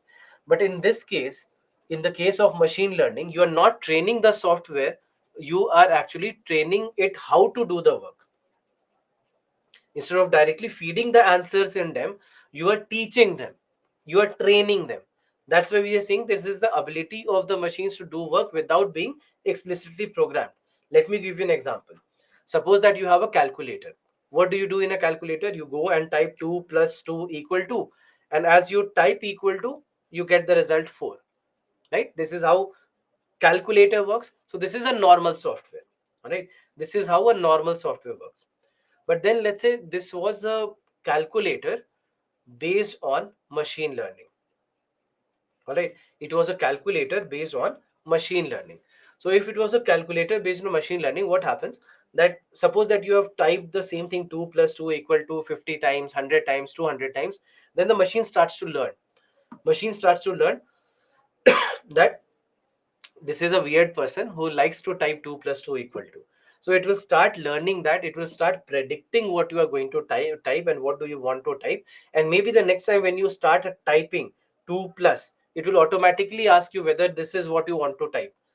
You might have seen something like this in Google searches, that as you start doing Google search will give you all the relevant results of the most relevant searches that people have done with the same keywords. Similarly, if you go to Gmail and if you start typing an email, you'll see that Gmail will also try to finish your sentences. It will try to finish your sentences. So in case of finishing of the sentences also, this is something where they are predicting. Now this prediction also is based on what? It is based on there are millions of users who are on Gmail, right? Millions of users on Gmail, and that's why these all users, they have used the same phrases and same sentences uh, as what you have typed. So that's why these suggestions are being given to you. So all these are what, this is nothing but machine learning. All this starts from machine learning. So that's why machine learning, we say that this is the ability of the machine uh, to learn without being explicitly programmed. So that's why instead of hard coding the software libraries with well defined specific instructions, the machine gets trained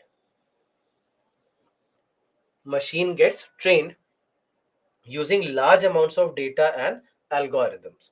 All right, so this is what we do in case of machine learning. Now, in case of machine learning, there is a better specialization of machine learning, which is called as deep learning.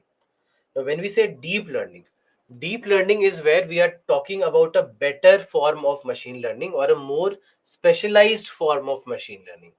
More specialized form of machine learning in what sense? In the sense that it will be able to process a wider range of data resources, requires less data pre-processing by humans, and can often produce more accurate results than the traditional machine learning approaches. So this is what we mean. This is what we mean when we say that de- uh, deep learning gets one better than machine learning. That in case of deep learning, what we see is that here we are talking about a wider range of data resources, processing of a wider range of data resources with less pre-processing requirements, and having a better result or showing a better or more accurate result altogether. So that's why it's a highly specialized form of machine learning. And today deep learning is where we see that a lot of platforms or softwares or companies there have been all using deep learning approaches, because in deep learning you do not really need to the train the AI as much as you need to do in case of the traditional machine learning, where it needs a lot more training than deep learning. So deep learning is able to process that information much faster as compared to any machine learning. Now, in the making of the deep learning, there is something which is called as neural network. In the process of processing of deep learning, we have something called as neural network. Now in case of neural network, what we see is that this is a this is something that goes, which works behind the scenes in making deep learning work. So neural network, let's try to understand first and foremost that what do we even mean by uh, what do we even mean by uh, deep learning or neural network in case of deep learning. Now, in case of neural network, we are saying that we are talking about a bunch of neurons. We are talking about a bunch of neurons, just like how we have our own human body, just like how human body works. Similar to that, we are talking about in terms of machines. Now, when we say machines or when we say neural networks working in machines, just understand how exactly they are working here.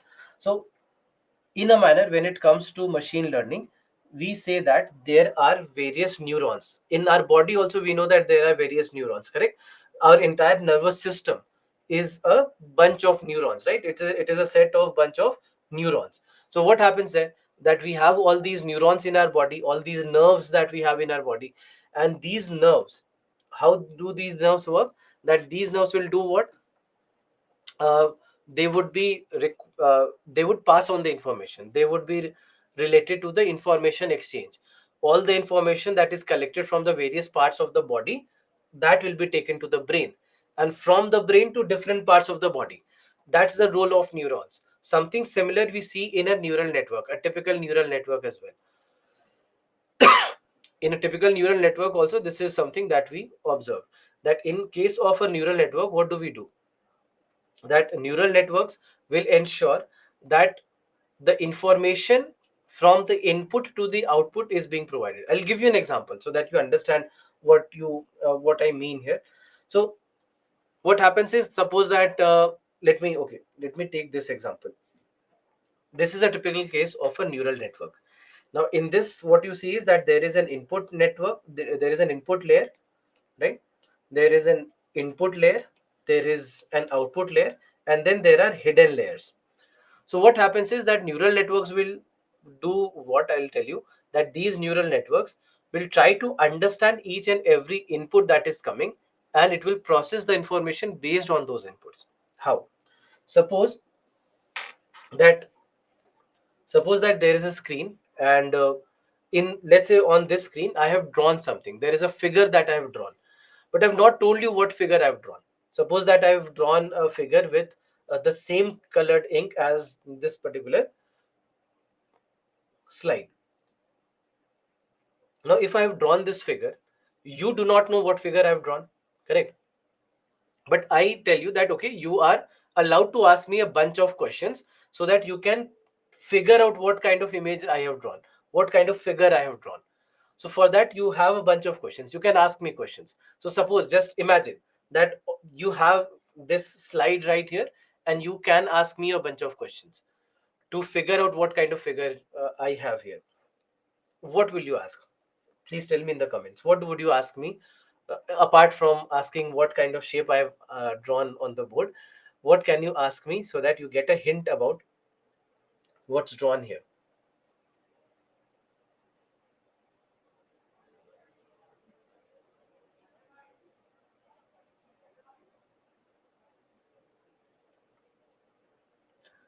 Okay, number of sides. Fine. So let's say, if number of sides you are asking me, I told you that there are four sides. So that will become the first layer. This will become the first layer. That you asked me number of sides. All right. You asked me number of sides. And let's say I said that this figure has four sides. So that's your first layer. That becomes the first layer, like right here. Then what should be the next question? Oh, it's not a square. It's not a square yet. Just with four sides, you cannot say that uh, these are this is a square. Whether the sides are joined in a right angle, or whether they are the sides are of equal length. Yeah. So that's also there, that you can ask me whether they are joined together, whether there are right angles or not. You can ask me all these questions, correct? You can ask me all these questions, and I'll give you answers. Suppose that I say that, let's say the next question is, are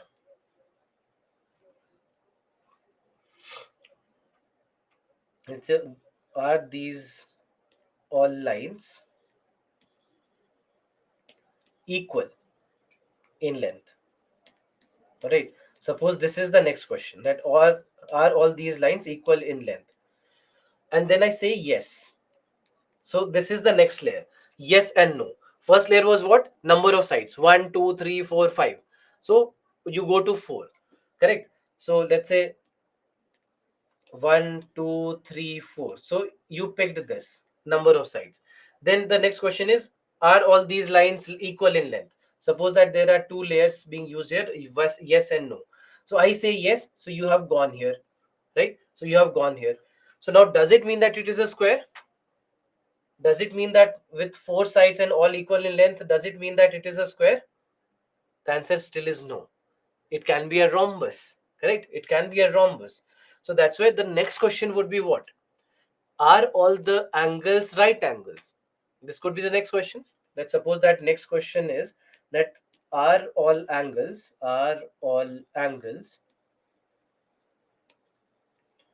right angles, meaning 90 degrees. And let's say I say yes, that yes, all these angles are right angles. Suppose that this is the next layer right here. uh, Again, a yes and a no. So all these angles are these right angles, I say yes. So then what is the output? The output will say that it is now a square. I'm just giving a very basic example. There could have been a lot of things. What is the color? Whether it is a two-dimensional or a three-dimensional figure. So there are so many things that you could have asked. I've just given you a basic example, right? I've just given you a basic example. So these are the hidden layers. So hidden layers will keep on doing all the computations and will give you a final result. It will give you a final result which is based on uh, all these uh, all these things. So that's why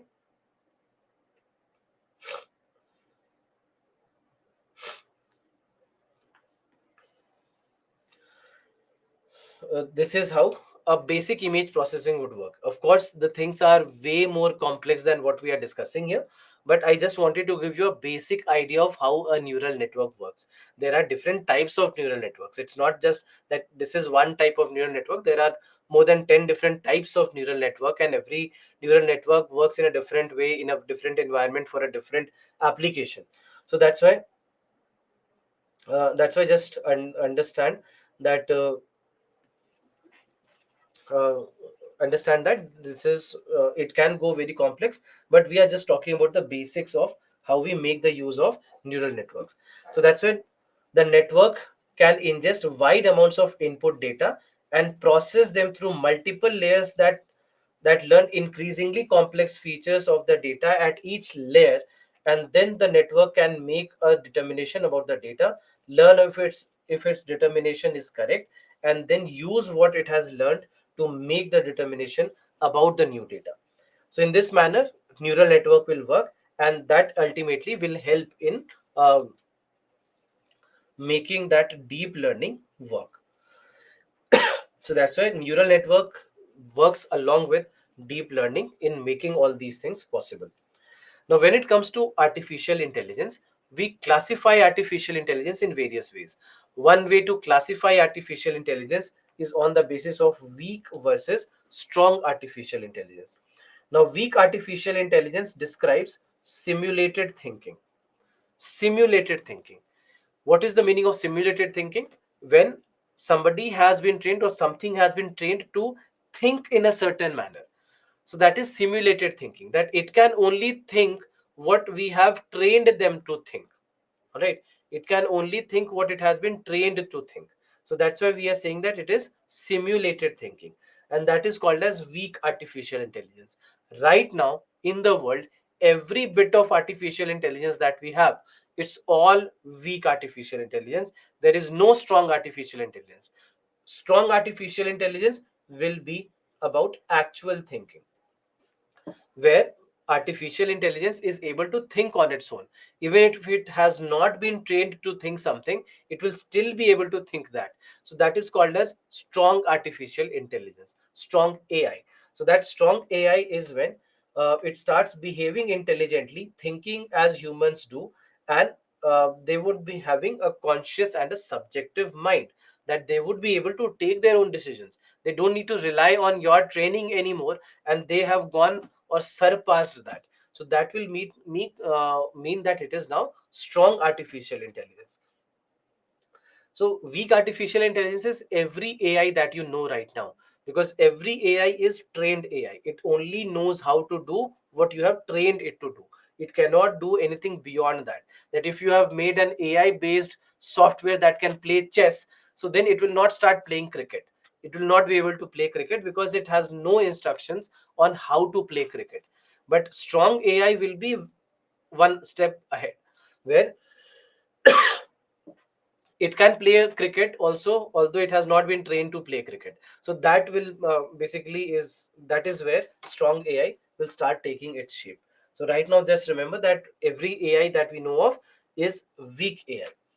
Similarly, another classification is on the basis of narrow versus general AI. Narrow versus general AI. So narrow AI basically describes when it is limited to a single task or a limited set number of tasks, that it can only do what you have trained it to do, and only one kind of thing it can do. It cannot do multiple tasks at the same time. So if it is an image processing AI, it cannot do audio processing for you. It cannot do anything else for you. It has only instructions to do one thing, and it can do only one thing. You cannot, and we haven't been able to make systems that can do multiple different things at the same time. That the same software will do audio processing, language processing, and each and everything. That's not possible right now. But again, we have general AI where a wide range of tasks can be done by the artificial intelligence, where it will be able to do a lot of things together. So that is where it becomes general artificial intelligence. Now, with general artificial intelligence and narrow artificial intelligence, sorry, with strong artificial intelligence, whenever, if and when it becomes a possibility, if and when we start using these artificial intelligence, this is where we start moving to the next phase of artificial intelligence, where it would be able to do a lot more than we would have ever imagined that AI could do. Now, until now, what we have seen is that most of the AI that we have been using is AI which is based on pattern recognition. It largely has been about pattern recognition, understanding of the patterns, and giving results based on those patterns, and nothing beyond that. But now we see that we have entered the new phase of, sorry, we have entered the new phase of artificial intelligence, and this is generative artificial intelligence. Generative artificial intelligence, where artificial intelligence now knows how to generate its own content: text based content, image based content, video based content, music based content, whatever you need. It can create content on its own, and that's why it has now gone to the next level, where it is called as generative AI, because it can generate content. So type of artificial intelligence that is designed to create new content, such as images, videos, texts, or music, that is similar to or indistinguishable from the content created by humans. That it will be able to create content which is similar to what humans could create, in whether text form or video form, image form, music form, whatever it is. It will be able to do that. It can generate codes just like humans do. It can program something just like humans do. So that's why it is called as generative AI. Now, this generative AI is where we see that there are a lot of changes that have now come to the world with the advent of generative AI. The If you look at these pictures, now the first picture that you see is of, more or less, of Mona Lisa, right? Not exactly the Mona Lisa, but more or less of the Mona Lisa. Now, in this particular scenario, this is a simple case of a software called as DAL-E, where you can give instructions to this artificial intelligence and it will create images for you. You have to give a simple instruction that I need Mona Lisa with a mohawk, and you, as soon as you give the instructions of getting a Mona Lisa with a mohawk, it will be able to create your Mona Lisa like that. Similarly, this was in the news. This is something which is related to deep fake, and recently also deep fake has been in the news. Even our prime minister had talked about the problem of deepfake when the actress video had come out, which was completely a deepfake video.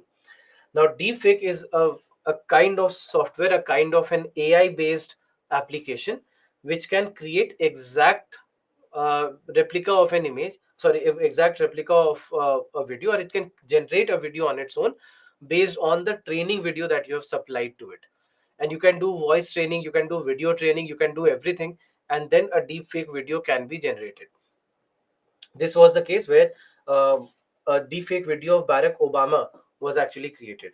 This one that you see right here, this is the original, this is the clipping from the original video, and this was from the deep fake video. Now just look at this. Do you see any difference between what is a deepfake, a clipping from the deepfake video versus what is from the original? You wouldn't be able to find out. And even the language training was done. Language training was done, that even the deepfake video that was released, you would not be able to even understand that it was not actually Barack Obama speaking, but it was an AI speaking, which has been trained on the voice and picture or voice and photograph of Barack Obama. And then one of Putin also came in, and there are so many deepfake videos that have come. And that's where this becomes very dangerous, because tomorrow anything can be trained with anything, and we do not know how it will be misused and in what way it can be misused. So although we see this, all these things possible with AI.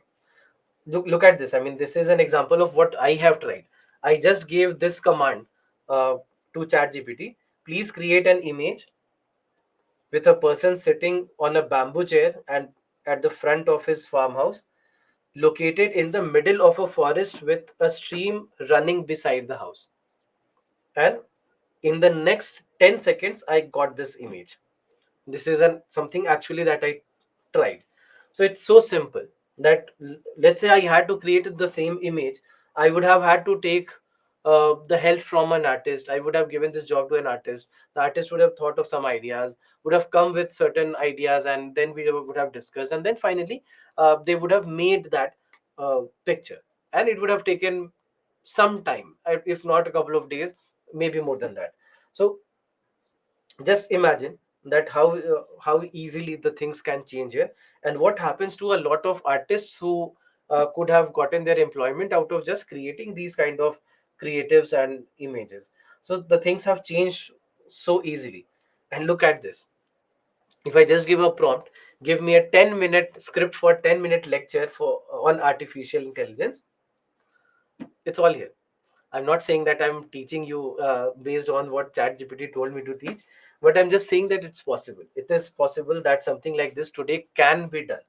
And you have the result right in front of you, that all these things are today possible with ChatGPT and DAL-E and Deepfake and all these AI-based software. Today, even generating a video wouldn't take more than a minute. That even if you want to just create a video, you can create that video. For example, there are AI-based apps like InVideo. That if you go to InVideo, you just give a command that if you need a video, let's say on okay, interim budget happened a couple of days back. So you just give it a command that I need a video on interim budget. It will create a video for you. Not only that, if you want the video to be created in your voice, you can do you can do your voice training, and it will be able to create a video based on your voice training. So it is able to do that. I mean, there are AI based softwares today where they ask you what kind of voice do you need. Do you need an American male young voice? Do you need an Indian old female voice? Each and everything they will ask you. You give your commands, and they'll give you the video based on those commands.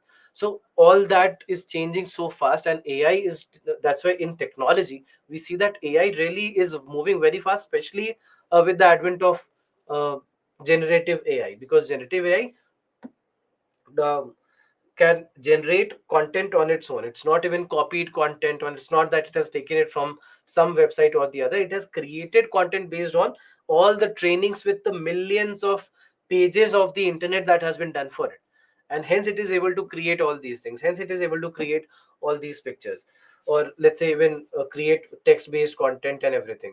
So all these are possible today because of generative AI, and how generative AI has been trained.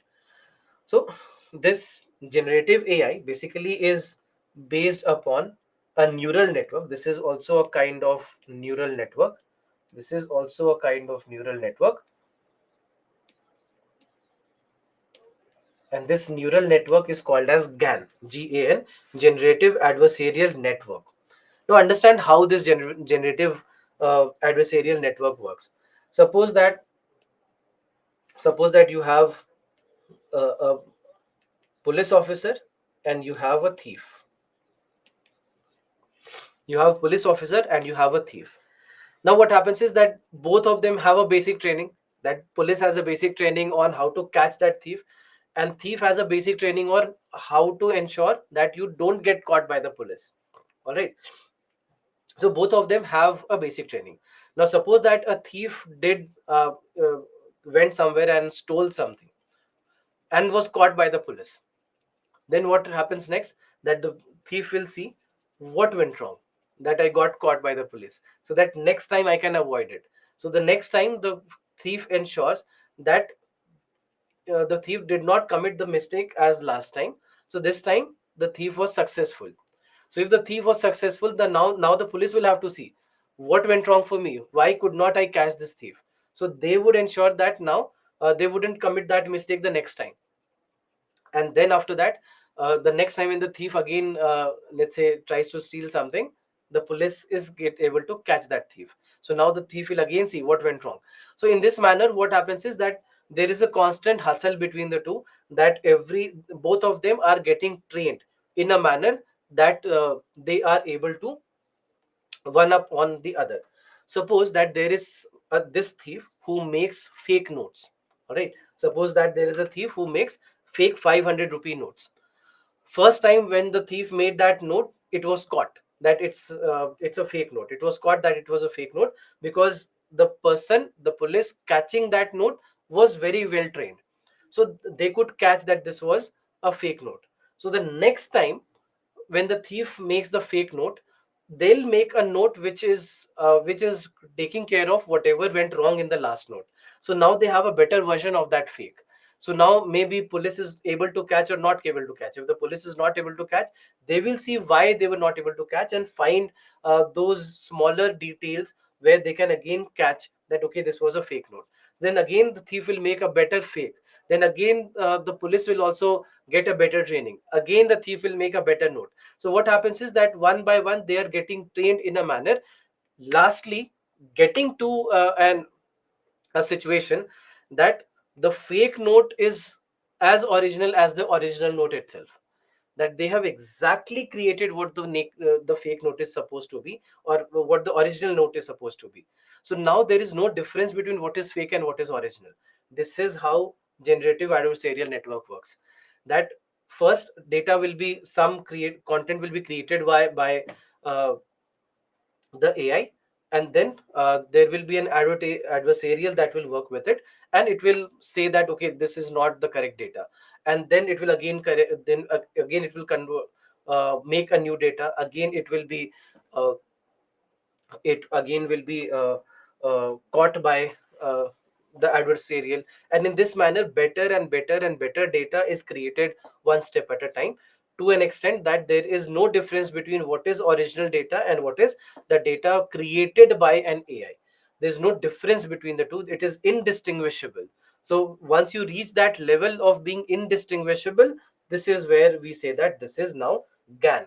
This is what generative adversarial network is. So ultimately this is how the things work in making this generative adversarial network work. So overall, that's why this when it comes to GAN, when it comes to generative adversarial network, this is where we see that it starts creating starts creating content in a manner that it becomes impossible for anyone to even find what is actual data and what is a fake data uh, that has been made by the AI. So it becomes it becomes almost impossible to distinguish between what is original and what is fake.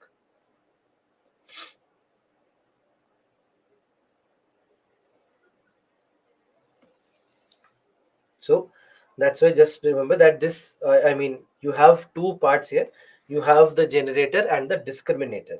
So overall, basically the thief that you have here, this is the generator, the one which is making the fake notes is the generator, and then you have a discriminator. So discriminator is like the police, and it will try to identify how the things work.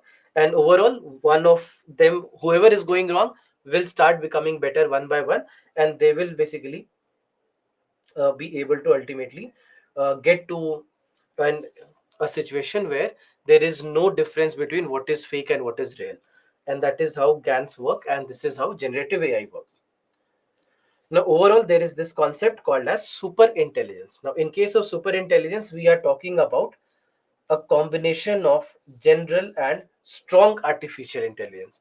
That when we get to a situation where you have general artificial intelligence and strong artificial intelligence both working simultaneously, then this combination is called as super intelligence, because this is a point at which super intelligence or artificial intelligence will be able to surpass human intelligence. It will be able to surpass human intelligence. So now AI becomes better than us. Now all the things that movies have shown you about AI and how AI and robots can take over the world, all of that become a reality. All of the Akshay Kumar in 2.0, for example, becomes a reality. That is what super intelligence is. So that is where we see that, and if at all, when or if it becomes a reality, then it will be a very dangerous situation for the entire human race. Because how can an AI work?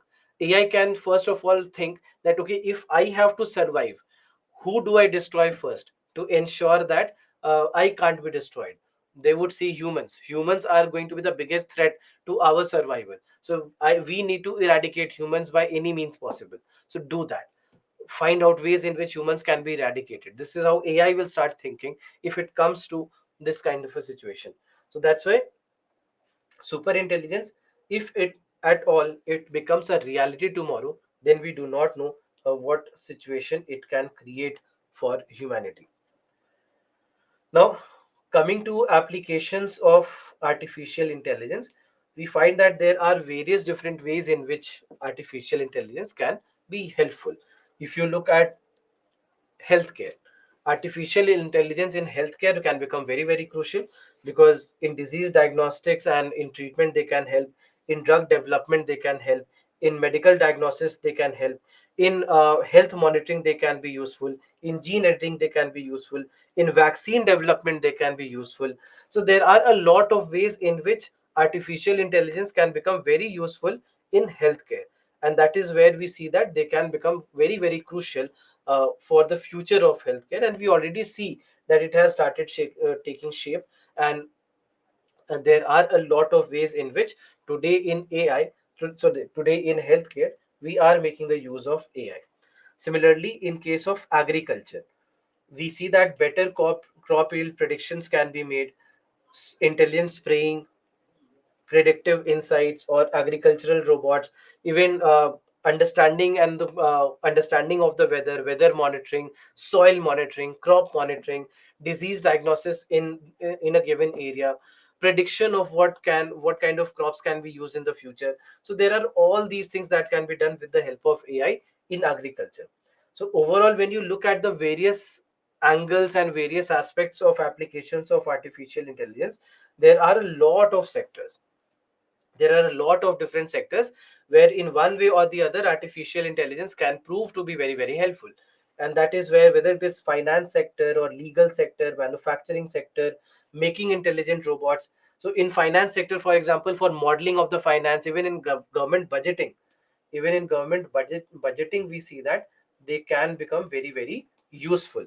Similarly, in the legal sector, in creation of contracts, in creation of contracts, in reading of the contracts, in reading of the legal documents and finding the keywords in those legal documents, all of this can be done with the help of artificial intelligence. So that's why it is all possible. In the manufacturing, it can help us in optimizing energy, it can help us in optimizing of the resources. So it can really help in all this. Then obviously in robotics also AI can play a very very important role. So we know that it can help. In gaming sector, we already see that in the industrial, in entertainment industry and gaming industry, artificial intelligence has been playing a major role in the past few years. Then it can also help us understand cyber security better, help in devising better cyber security measures. So it can become very very helpful in all these scenarios. Then in making smart cities and infrastructure, even in making smart traffic lights, that we see that already is being tested in Delhi. is AI based, right? So AI based traffic lights. So in all these cases, again, we see that they become very, very important and very useful in creating all these scenarios. And hence we see that even in planning for energy, planning for optimized traffic movement, in optimizing the resources for construction, or planning for infrastructure, in all these cases it can become very useful. Similarly, in the medicine field, in disease diagnosis, we discussed, in vaccine development, drug development, health monitoring, in all these cases, we see that artificial intelligence becomes useful. We discussed about agricultural sector. In business sector, it can help in understanding of the business, understanding of the product and the future of the product, and how a company should track its growth, etc. All these things can also be done with AI. And we do see that a lot of companies have been trying to employ AI in figuring out all these aspects. And then even in education sector, in the future, for monitoring of the understanding of the students, and testing of the students, and optimizing resources according to their requirements, where the focus areas have to be, where the student has to understand the things better. Or even in teaching, tomorrow AI can become a very, very important tool. So we do see that there are a lot of ways in which AI can become very, very important. Read this question. This was asked in your 2020 paper.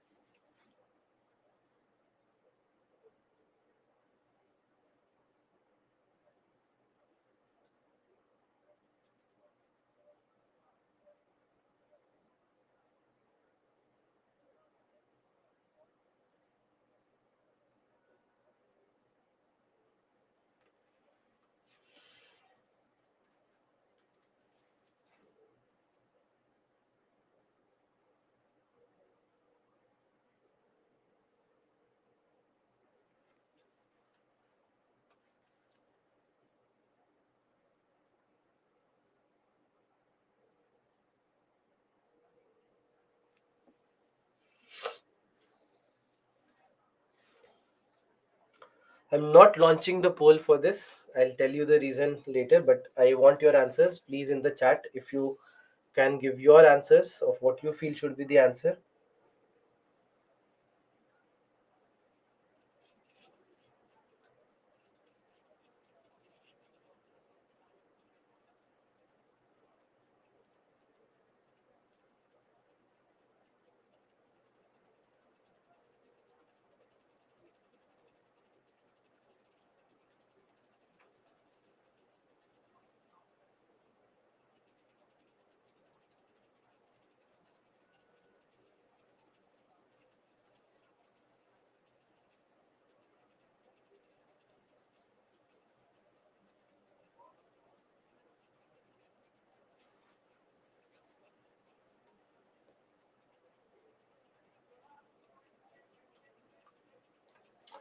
Hmm, interesting. So let me discuss this. With the present state of development, artificial intelligence can effectively do which of the following? First, bring down electricity consumption in industrial units. Can we do that? Yes, we can do this. And we already have been doing it. We have been trying to optimize energy in industrial units with the help of AI. So this is perfectly possible and already being done. So that's why this is correct. Second is create meaningful short stories and songs. Can this be done? Yes, it can be done. You have chat gpt to do it. You just go to chat gpt, you pick up any topic on which you want a song or a short story, you give the instructions, chat gpt will write it for you. That's it. So yes, it is possible. There, I mean, a lot of scripts today which are coming to the ott platforms actually are also ott, I mean, they are AI generated scripts. A lot of AI generated scripts are coming, and that is also one of the reasons how many of these platforms are able to roll out content so fast, because the scripts are not being written by humans. A lot of these scripts are being written by AI, and you can say AI with human support. Disease diagnosis, doing that possible? Yes, possible. This is something that can be done. So, and today we already see that this is also being done in the medical field. Text to speech conversion, yes, this is also something which is possible today. So the answer will be uh, correct for 4. Fifth is wireless transmission of electrical energy. Is this possible? Wireless transmission of electrical energy. See, wireless transmission of electrical energy has nothing to do with AI. It is about the electrical properties, the magnetic properties. So, if the electrical properties allow that to happen, it can happen. If the electrical properties do not allow this to happen, AI can't do anything in it, right? So, wireless transmission of electrical energy, it has no relation to AI. It has only and only to do with electrical properties. So, that's why this is wrong, and the correct answer, that's why, will be 1, 2, 3, and 4. Now, am I saying that all the answers given here are wrong? I'm not saying that. The question was asked in 2019, if I'm not wrong, not 2020, 2019. And the question says, with the present state of development. Now, in 2019, there was no chat GPT. ChatGPT came in November 2022. So, writing meaningful short stories and songs with the help of AI wasn't possible because generative AI had not developed, or these kind of GPT kind of formats had not developed yet. So, that's why in the present state of development back in 2019-20, this was not possible. It only became possible in 2022. So, that's why from that perspective, back then, this was wrong. So 2 and 5 were wrong. So if 2 and 5 were wrong, the correct answer should have been 1, 3, and 4 only. And today the answer changes to 1, 2, 3, and 4. Because now 2 is possible, back then 2 was not possible. So I'm just talking about 3 years back, 4 years back. That's it. In these 3 years, the answer has changed because now we have a new update, and this update is now creating meaningful short stories and songs. Now, coming to India, and what do we see with regards to artificial intelligence in India? Today, what we see is that in India, in defense at least, we are venturing into AI, and we are having AI based products which are helping us in defending better, whether externally or internally. Then, in many of the companies, we see that they are using artificial intelligence, and corporates have started collaborating with academia in these kind of aspects. Then there was a Niti Ayog report, and the Niti Ayog report basically had given this data that AI will add $957 billion to India's GDP by the year 2035, boosting India's annual growth by 1.3%. 1.3%. So that's why it's a big number uh, that can be brought in by artificial intelligence in India. Then one of the things also is about CBSE, that CBSE now as an elective subject has introduced AI in ninth grade. In class ninth now, as an elective subject, we have AI. So it is also a good development, something that we discussed uh, in case of robotics also, that one of the problems with robotics is that there is no academic support, that we have not taught robotics to students. But that's changing in case of AI, because here we see that it is now being taught, it is being given as an option to the students who want to take it. And then we saw that IIT Hyderabad became the first college to have a full-fledged BTech degree, to give a full-fledged BTech degree in uh, artificial intelligence.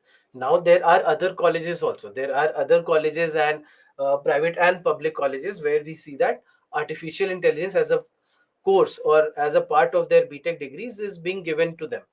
So now the things, I mean, have been improving, but IIT Hyderabad became the first such institution to do that. So overall, when we look at the areas of application, that what are the areas of application where artificial intelligence can be used in India. So it can become a very major part of digital India mission for giving targeted service delivery or schemes and subsidies, etc., ensuring that it reaches the people it is made for. So there also we see that it can help. Similarly, in smart border surveillance and monitoring, in weather forecasting, it has played a big role.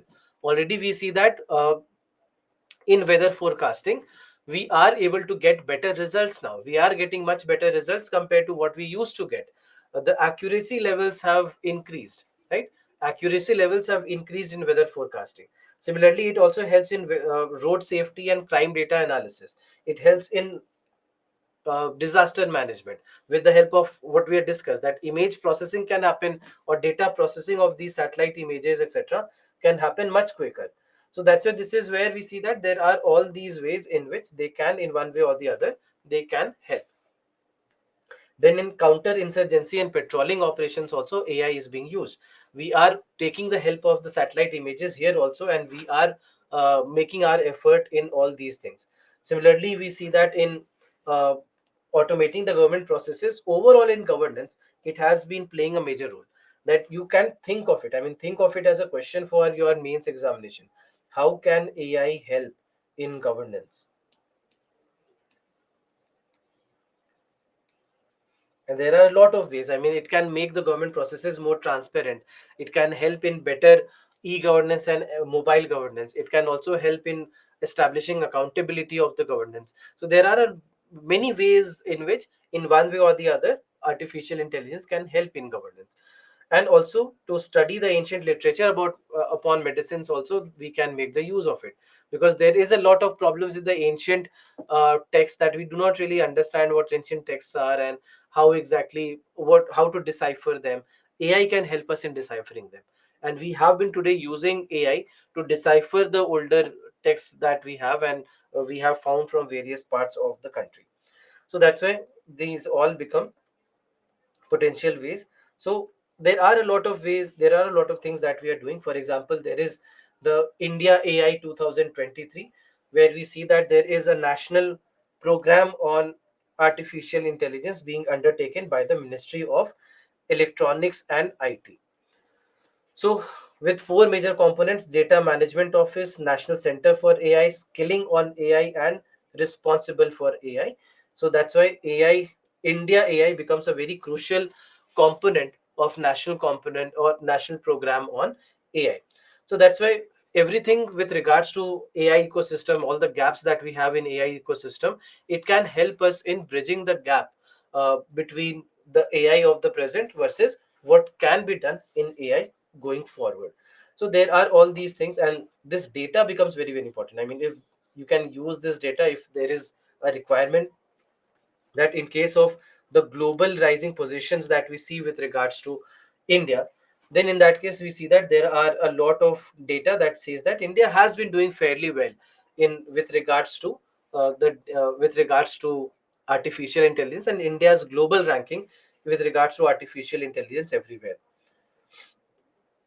So overall, lastly, if you think of the challenges, largely it is still driven by the private sector. That although the government has started making some efforts here, but we still see that it's a long way to go, and there are a lot of things that can be done with the help of artificial intelligence. So largely it is still private sector, and private sector using it for their own good, for their own purposes wherever they need it.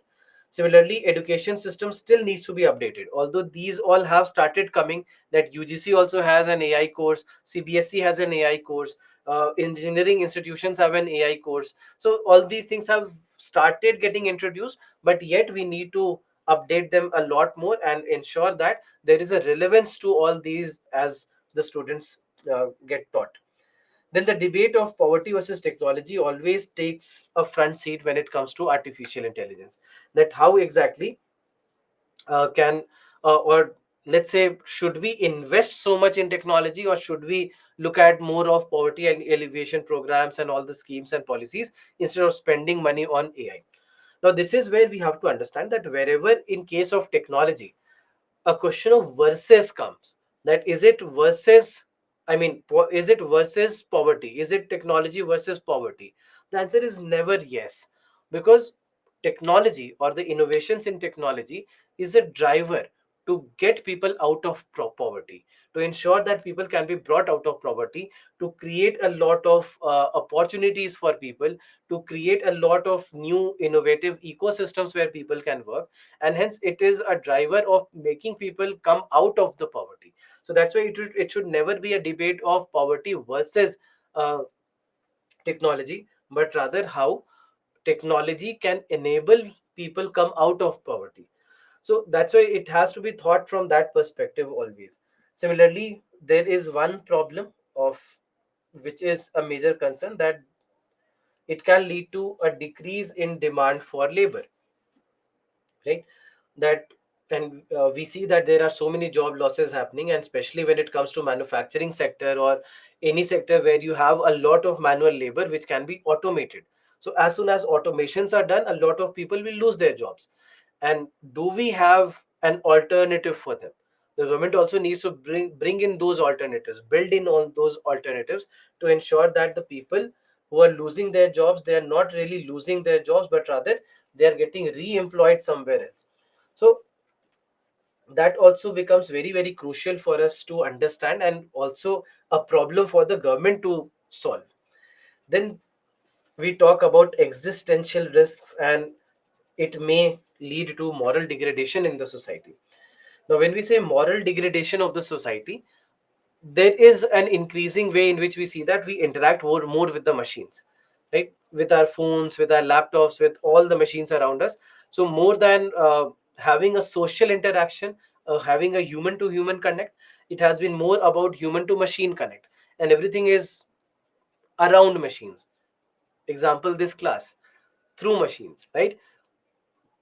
I'm speaking everything sitting in a studio, you are sitting at your home, and we are interacting, correct? So where it is a communication technology that has helped us in doing that.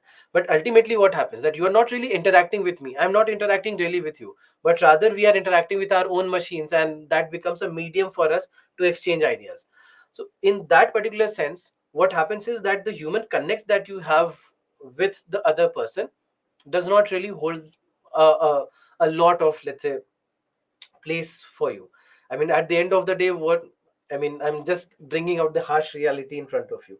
At the end of the day, it will all be about ratings, probably. That you you all have given me good ratings, so I'm taking classes. You stop giving me good ratings tomorrow, I'll not be taking the classes. So the things have become so data driven that, I mean, we do not really realize what's happening on the other side. Even if you are doing a rating, or if you are giving a rating, are you giving that rating as a constructive criticism? If you have given 4 out of 5 instead of 5 out of 5, what was the reason? I would rather want to know the reason why I could not get that 5 out of 5, so that next time if there is an opportunity for me to improve upon that, I should do that. But if, let's say, it's a random 4 out of 5, we not thinking anything, then I cannot do anything on it. Or even if, let's say, if it's a 5 out of 5, what did you like that you gave me 5 out of 5? There's no interaction like that. That actually needs to happen if you really want something to come out of these rating systems. But unfortunately, the entire world is about rating. Each and everything that you see, you just rate it. An app on Google store, you rate it. You go to an Uber driver, you rate him. So everywhere you go to eat in a restaurant, you just rate that service. So everything is just has just become about ratings and the feedbacks of every each one of us just giving feedbacks to each other. So that's how, not how the world needs to function, correct? The world needs to grow out of it, and world needs to understand what the basic agenda of that rating is. It is not only about the AI based data analytics to feed certain data and tell you what's happening. It needs to go beyond that. So that's why we need to understand all these issues that AI slowly and steadily is leading to. And finally, we are talking about existential risks, where we are saying that the entire existence of the human race can actually come into can be challenged by AI. Because you might think, for example, you have your mobile phones with you. You might think that you are controlling your mobile phone, but in reality, your mobile phone is controlling you. You have gotten addicted. Many of you, I'm sure, already have gotten addicted to your mobile phone, and you cannot live without your mobile phone. You cannot let that mobile phone just slip away for 3-4 hours and just check it once in 3-4 hours. You will not be able to do that. So the machines are basically dictating you, and you are not actually controlling the machines. And this is where we are talking about existential risk being the next stage to all that. So that's why these are the challenges, these are the issues that we need also to understand with regards to how the development of these technologies can also lead to some problems here and there in the social fabrics as well, and we need to be very mindful of all these things as well.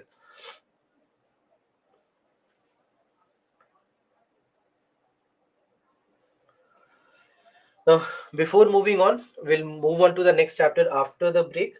But before that, if you have any doubts with regards to everything that we discussed in AI, the image that you created was using ChatGPT 4 or 3.5. It was GPT-4. It was created using GPT-4. May also lead to complicacy in resolving problems, legal in judiciary. Yes, of course, it will lead to all these issues.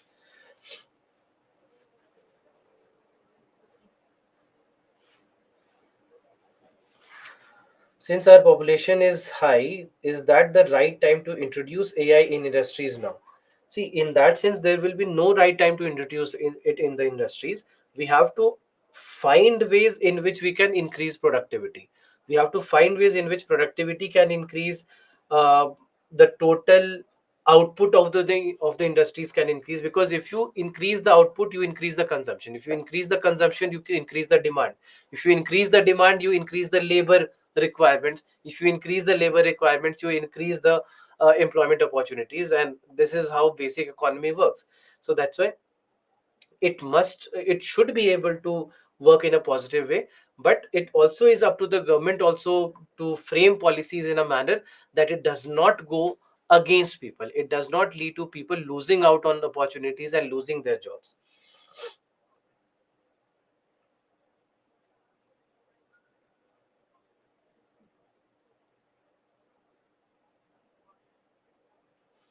Ramavat, I can assure you the answer is no, I'm not.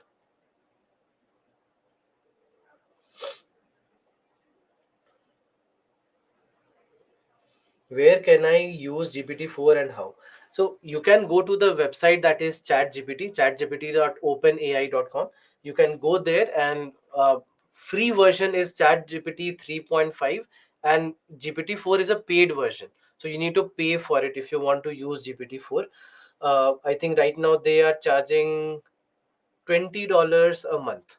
$20 a month for GPT-4 subscription. So GPT-4 is a subscription based model, and GPT 3.5 is uh, free of cost.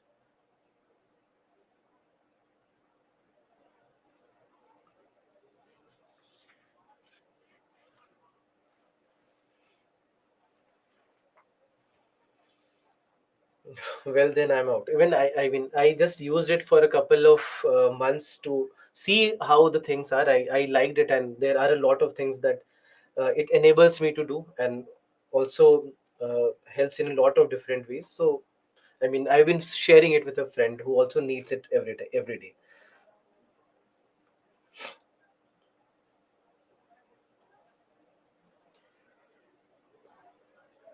Is there any way to reduce job losses?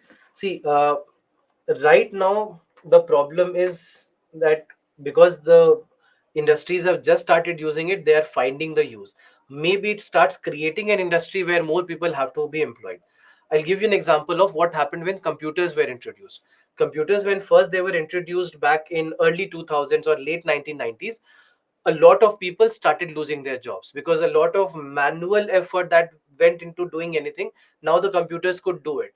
So then it was the same fear that we see right now with AI. The same fear existed in early 90s with regards to computers, that as computers come, a lot of jobs will be lost. And computers did lead to a lot of job losses initially, but then computers created an ecosystem where more people than ever could be employed, and a lot of people started finding new opportunities altogether because of existence of computers. So that happened 25 years back. That happened. We should wish the same happens with AI, that AI also opens up new avenues that were unheard of, and it starts creating a lot of opportunities for the people across.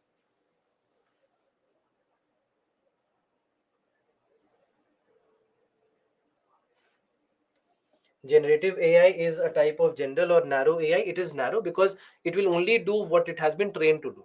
That a software like DAL E can only create images. GPT-4 can only do for everything that it has been trained for. So it is still narrow.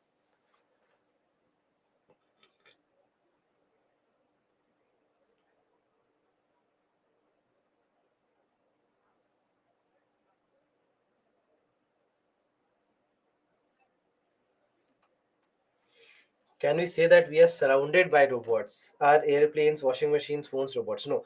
Airplanes, washing machines, and phones cannot be called as robots because they are largely being manually controlled and no movements, etc., are required. So that's why, I mean, in washing machines, etc. So you cannot call them as robots. These are all machines.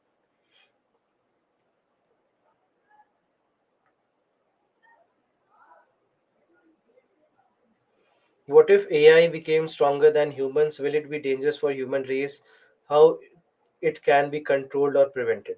So, I mean, if it becomes stronger than humans, yes, it will be dangerous. It can do a lot because, let's say, if it sees human race as a threat, then it will try everything possible to eliminate the human race, and that is where we see the threat.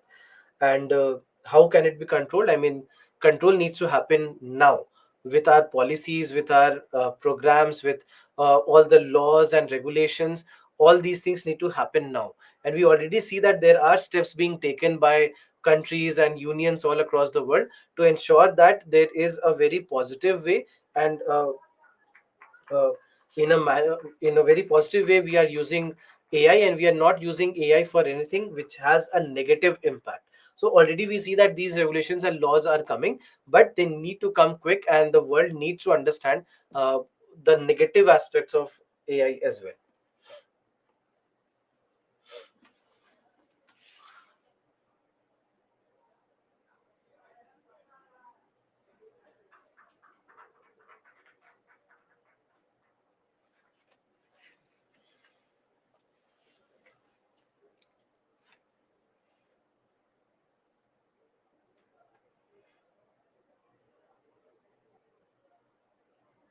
Shutting down internet would fix that. Yes, you can say that in a manner.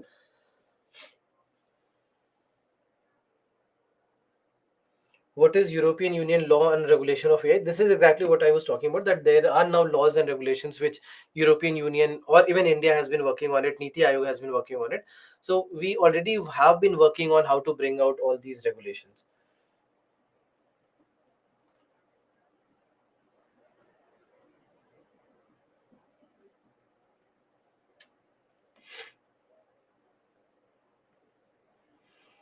Can we introduce AI in agriculture sector to identify diseases? Yes, we can do that. Analysis of the crops, analysis of the soil can help you in doing that, and we already have been employing AI in doing all this.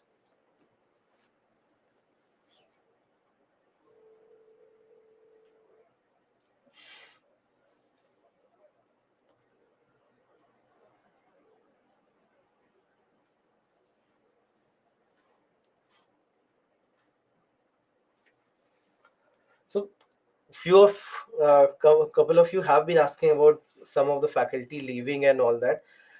They took a decision, they left, that's fine, and this keeps happening. There is nothing to be bothered about, because it's not that we don't have teachers. The teachers are as good as ever. The people who have left now, they were also replacement for somebody in the past. They were very talented, no doubt about it, but the next pool of teachers is as talented as the previous one. And it's not the first time that it has happened. There are a lot of faculties out there teaching somewhere in many other companies and many institutions here and there, and they all were a part of us once, maybe 10 years back, maybe 15 years back, maybe 7 years back. They are doing well somewhere else now, that's fine. But we always have been somebody who have always produced good teachers. We have never used big names. We have made big names, and we'll keep doing that in the future as well. So you will never have to worry about any faculty in any subject, and we'll always have a pool of faculty available for you who are extremely good in their own subjects. So no, nothing to worry about.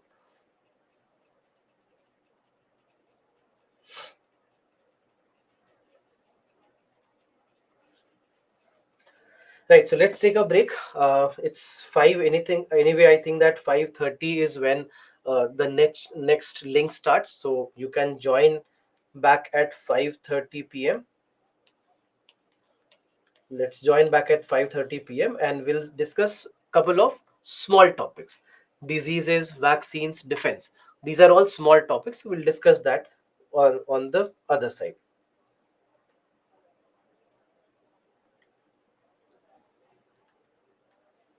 1 hour break will be too much. Let's take half an hour. Half an hour should be good enough break to freshen up.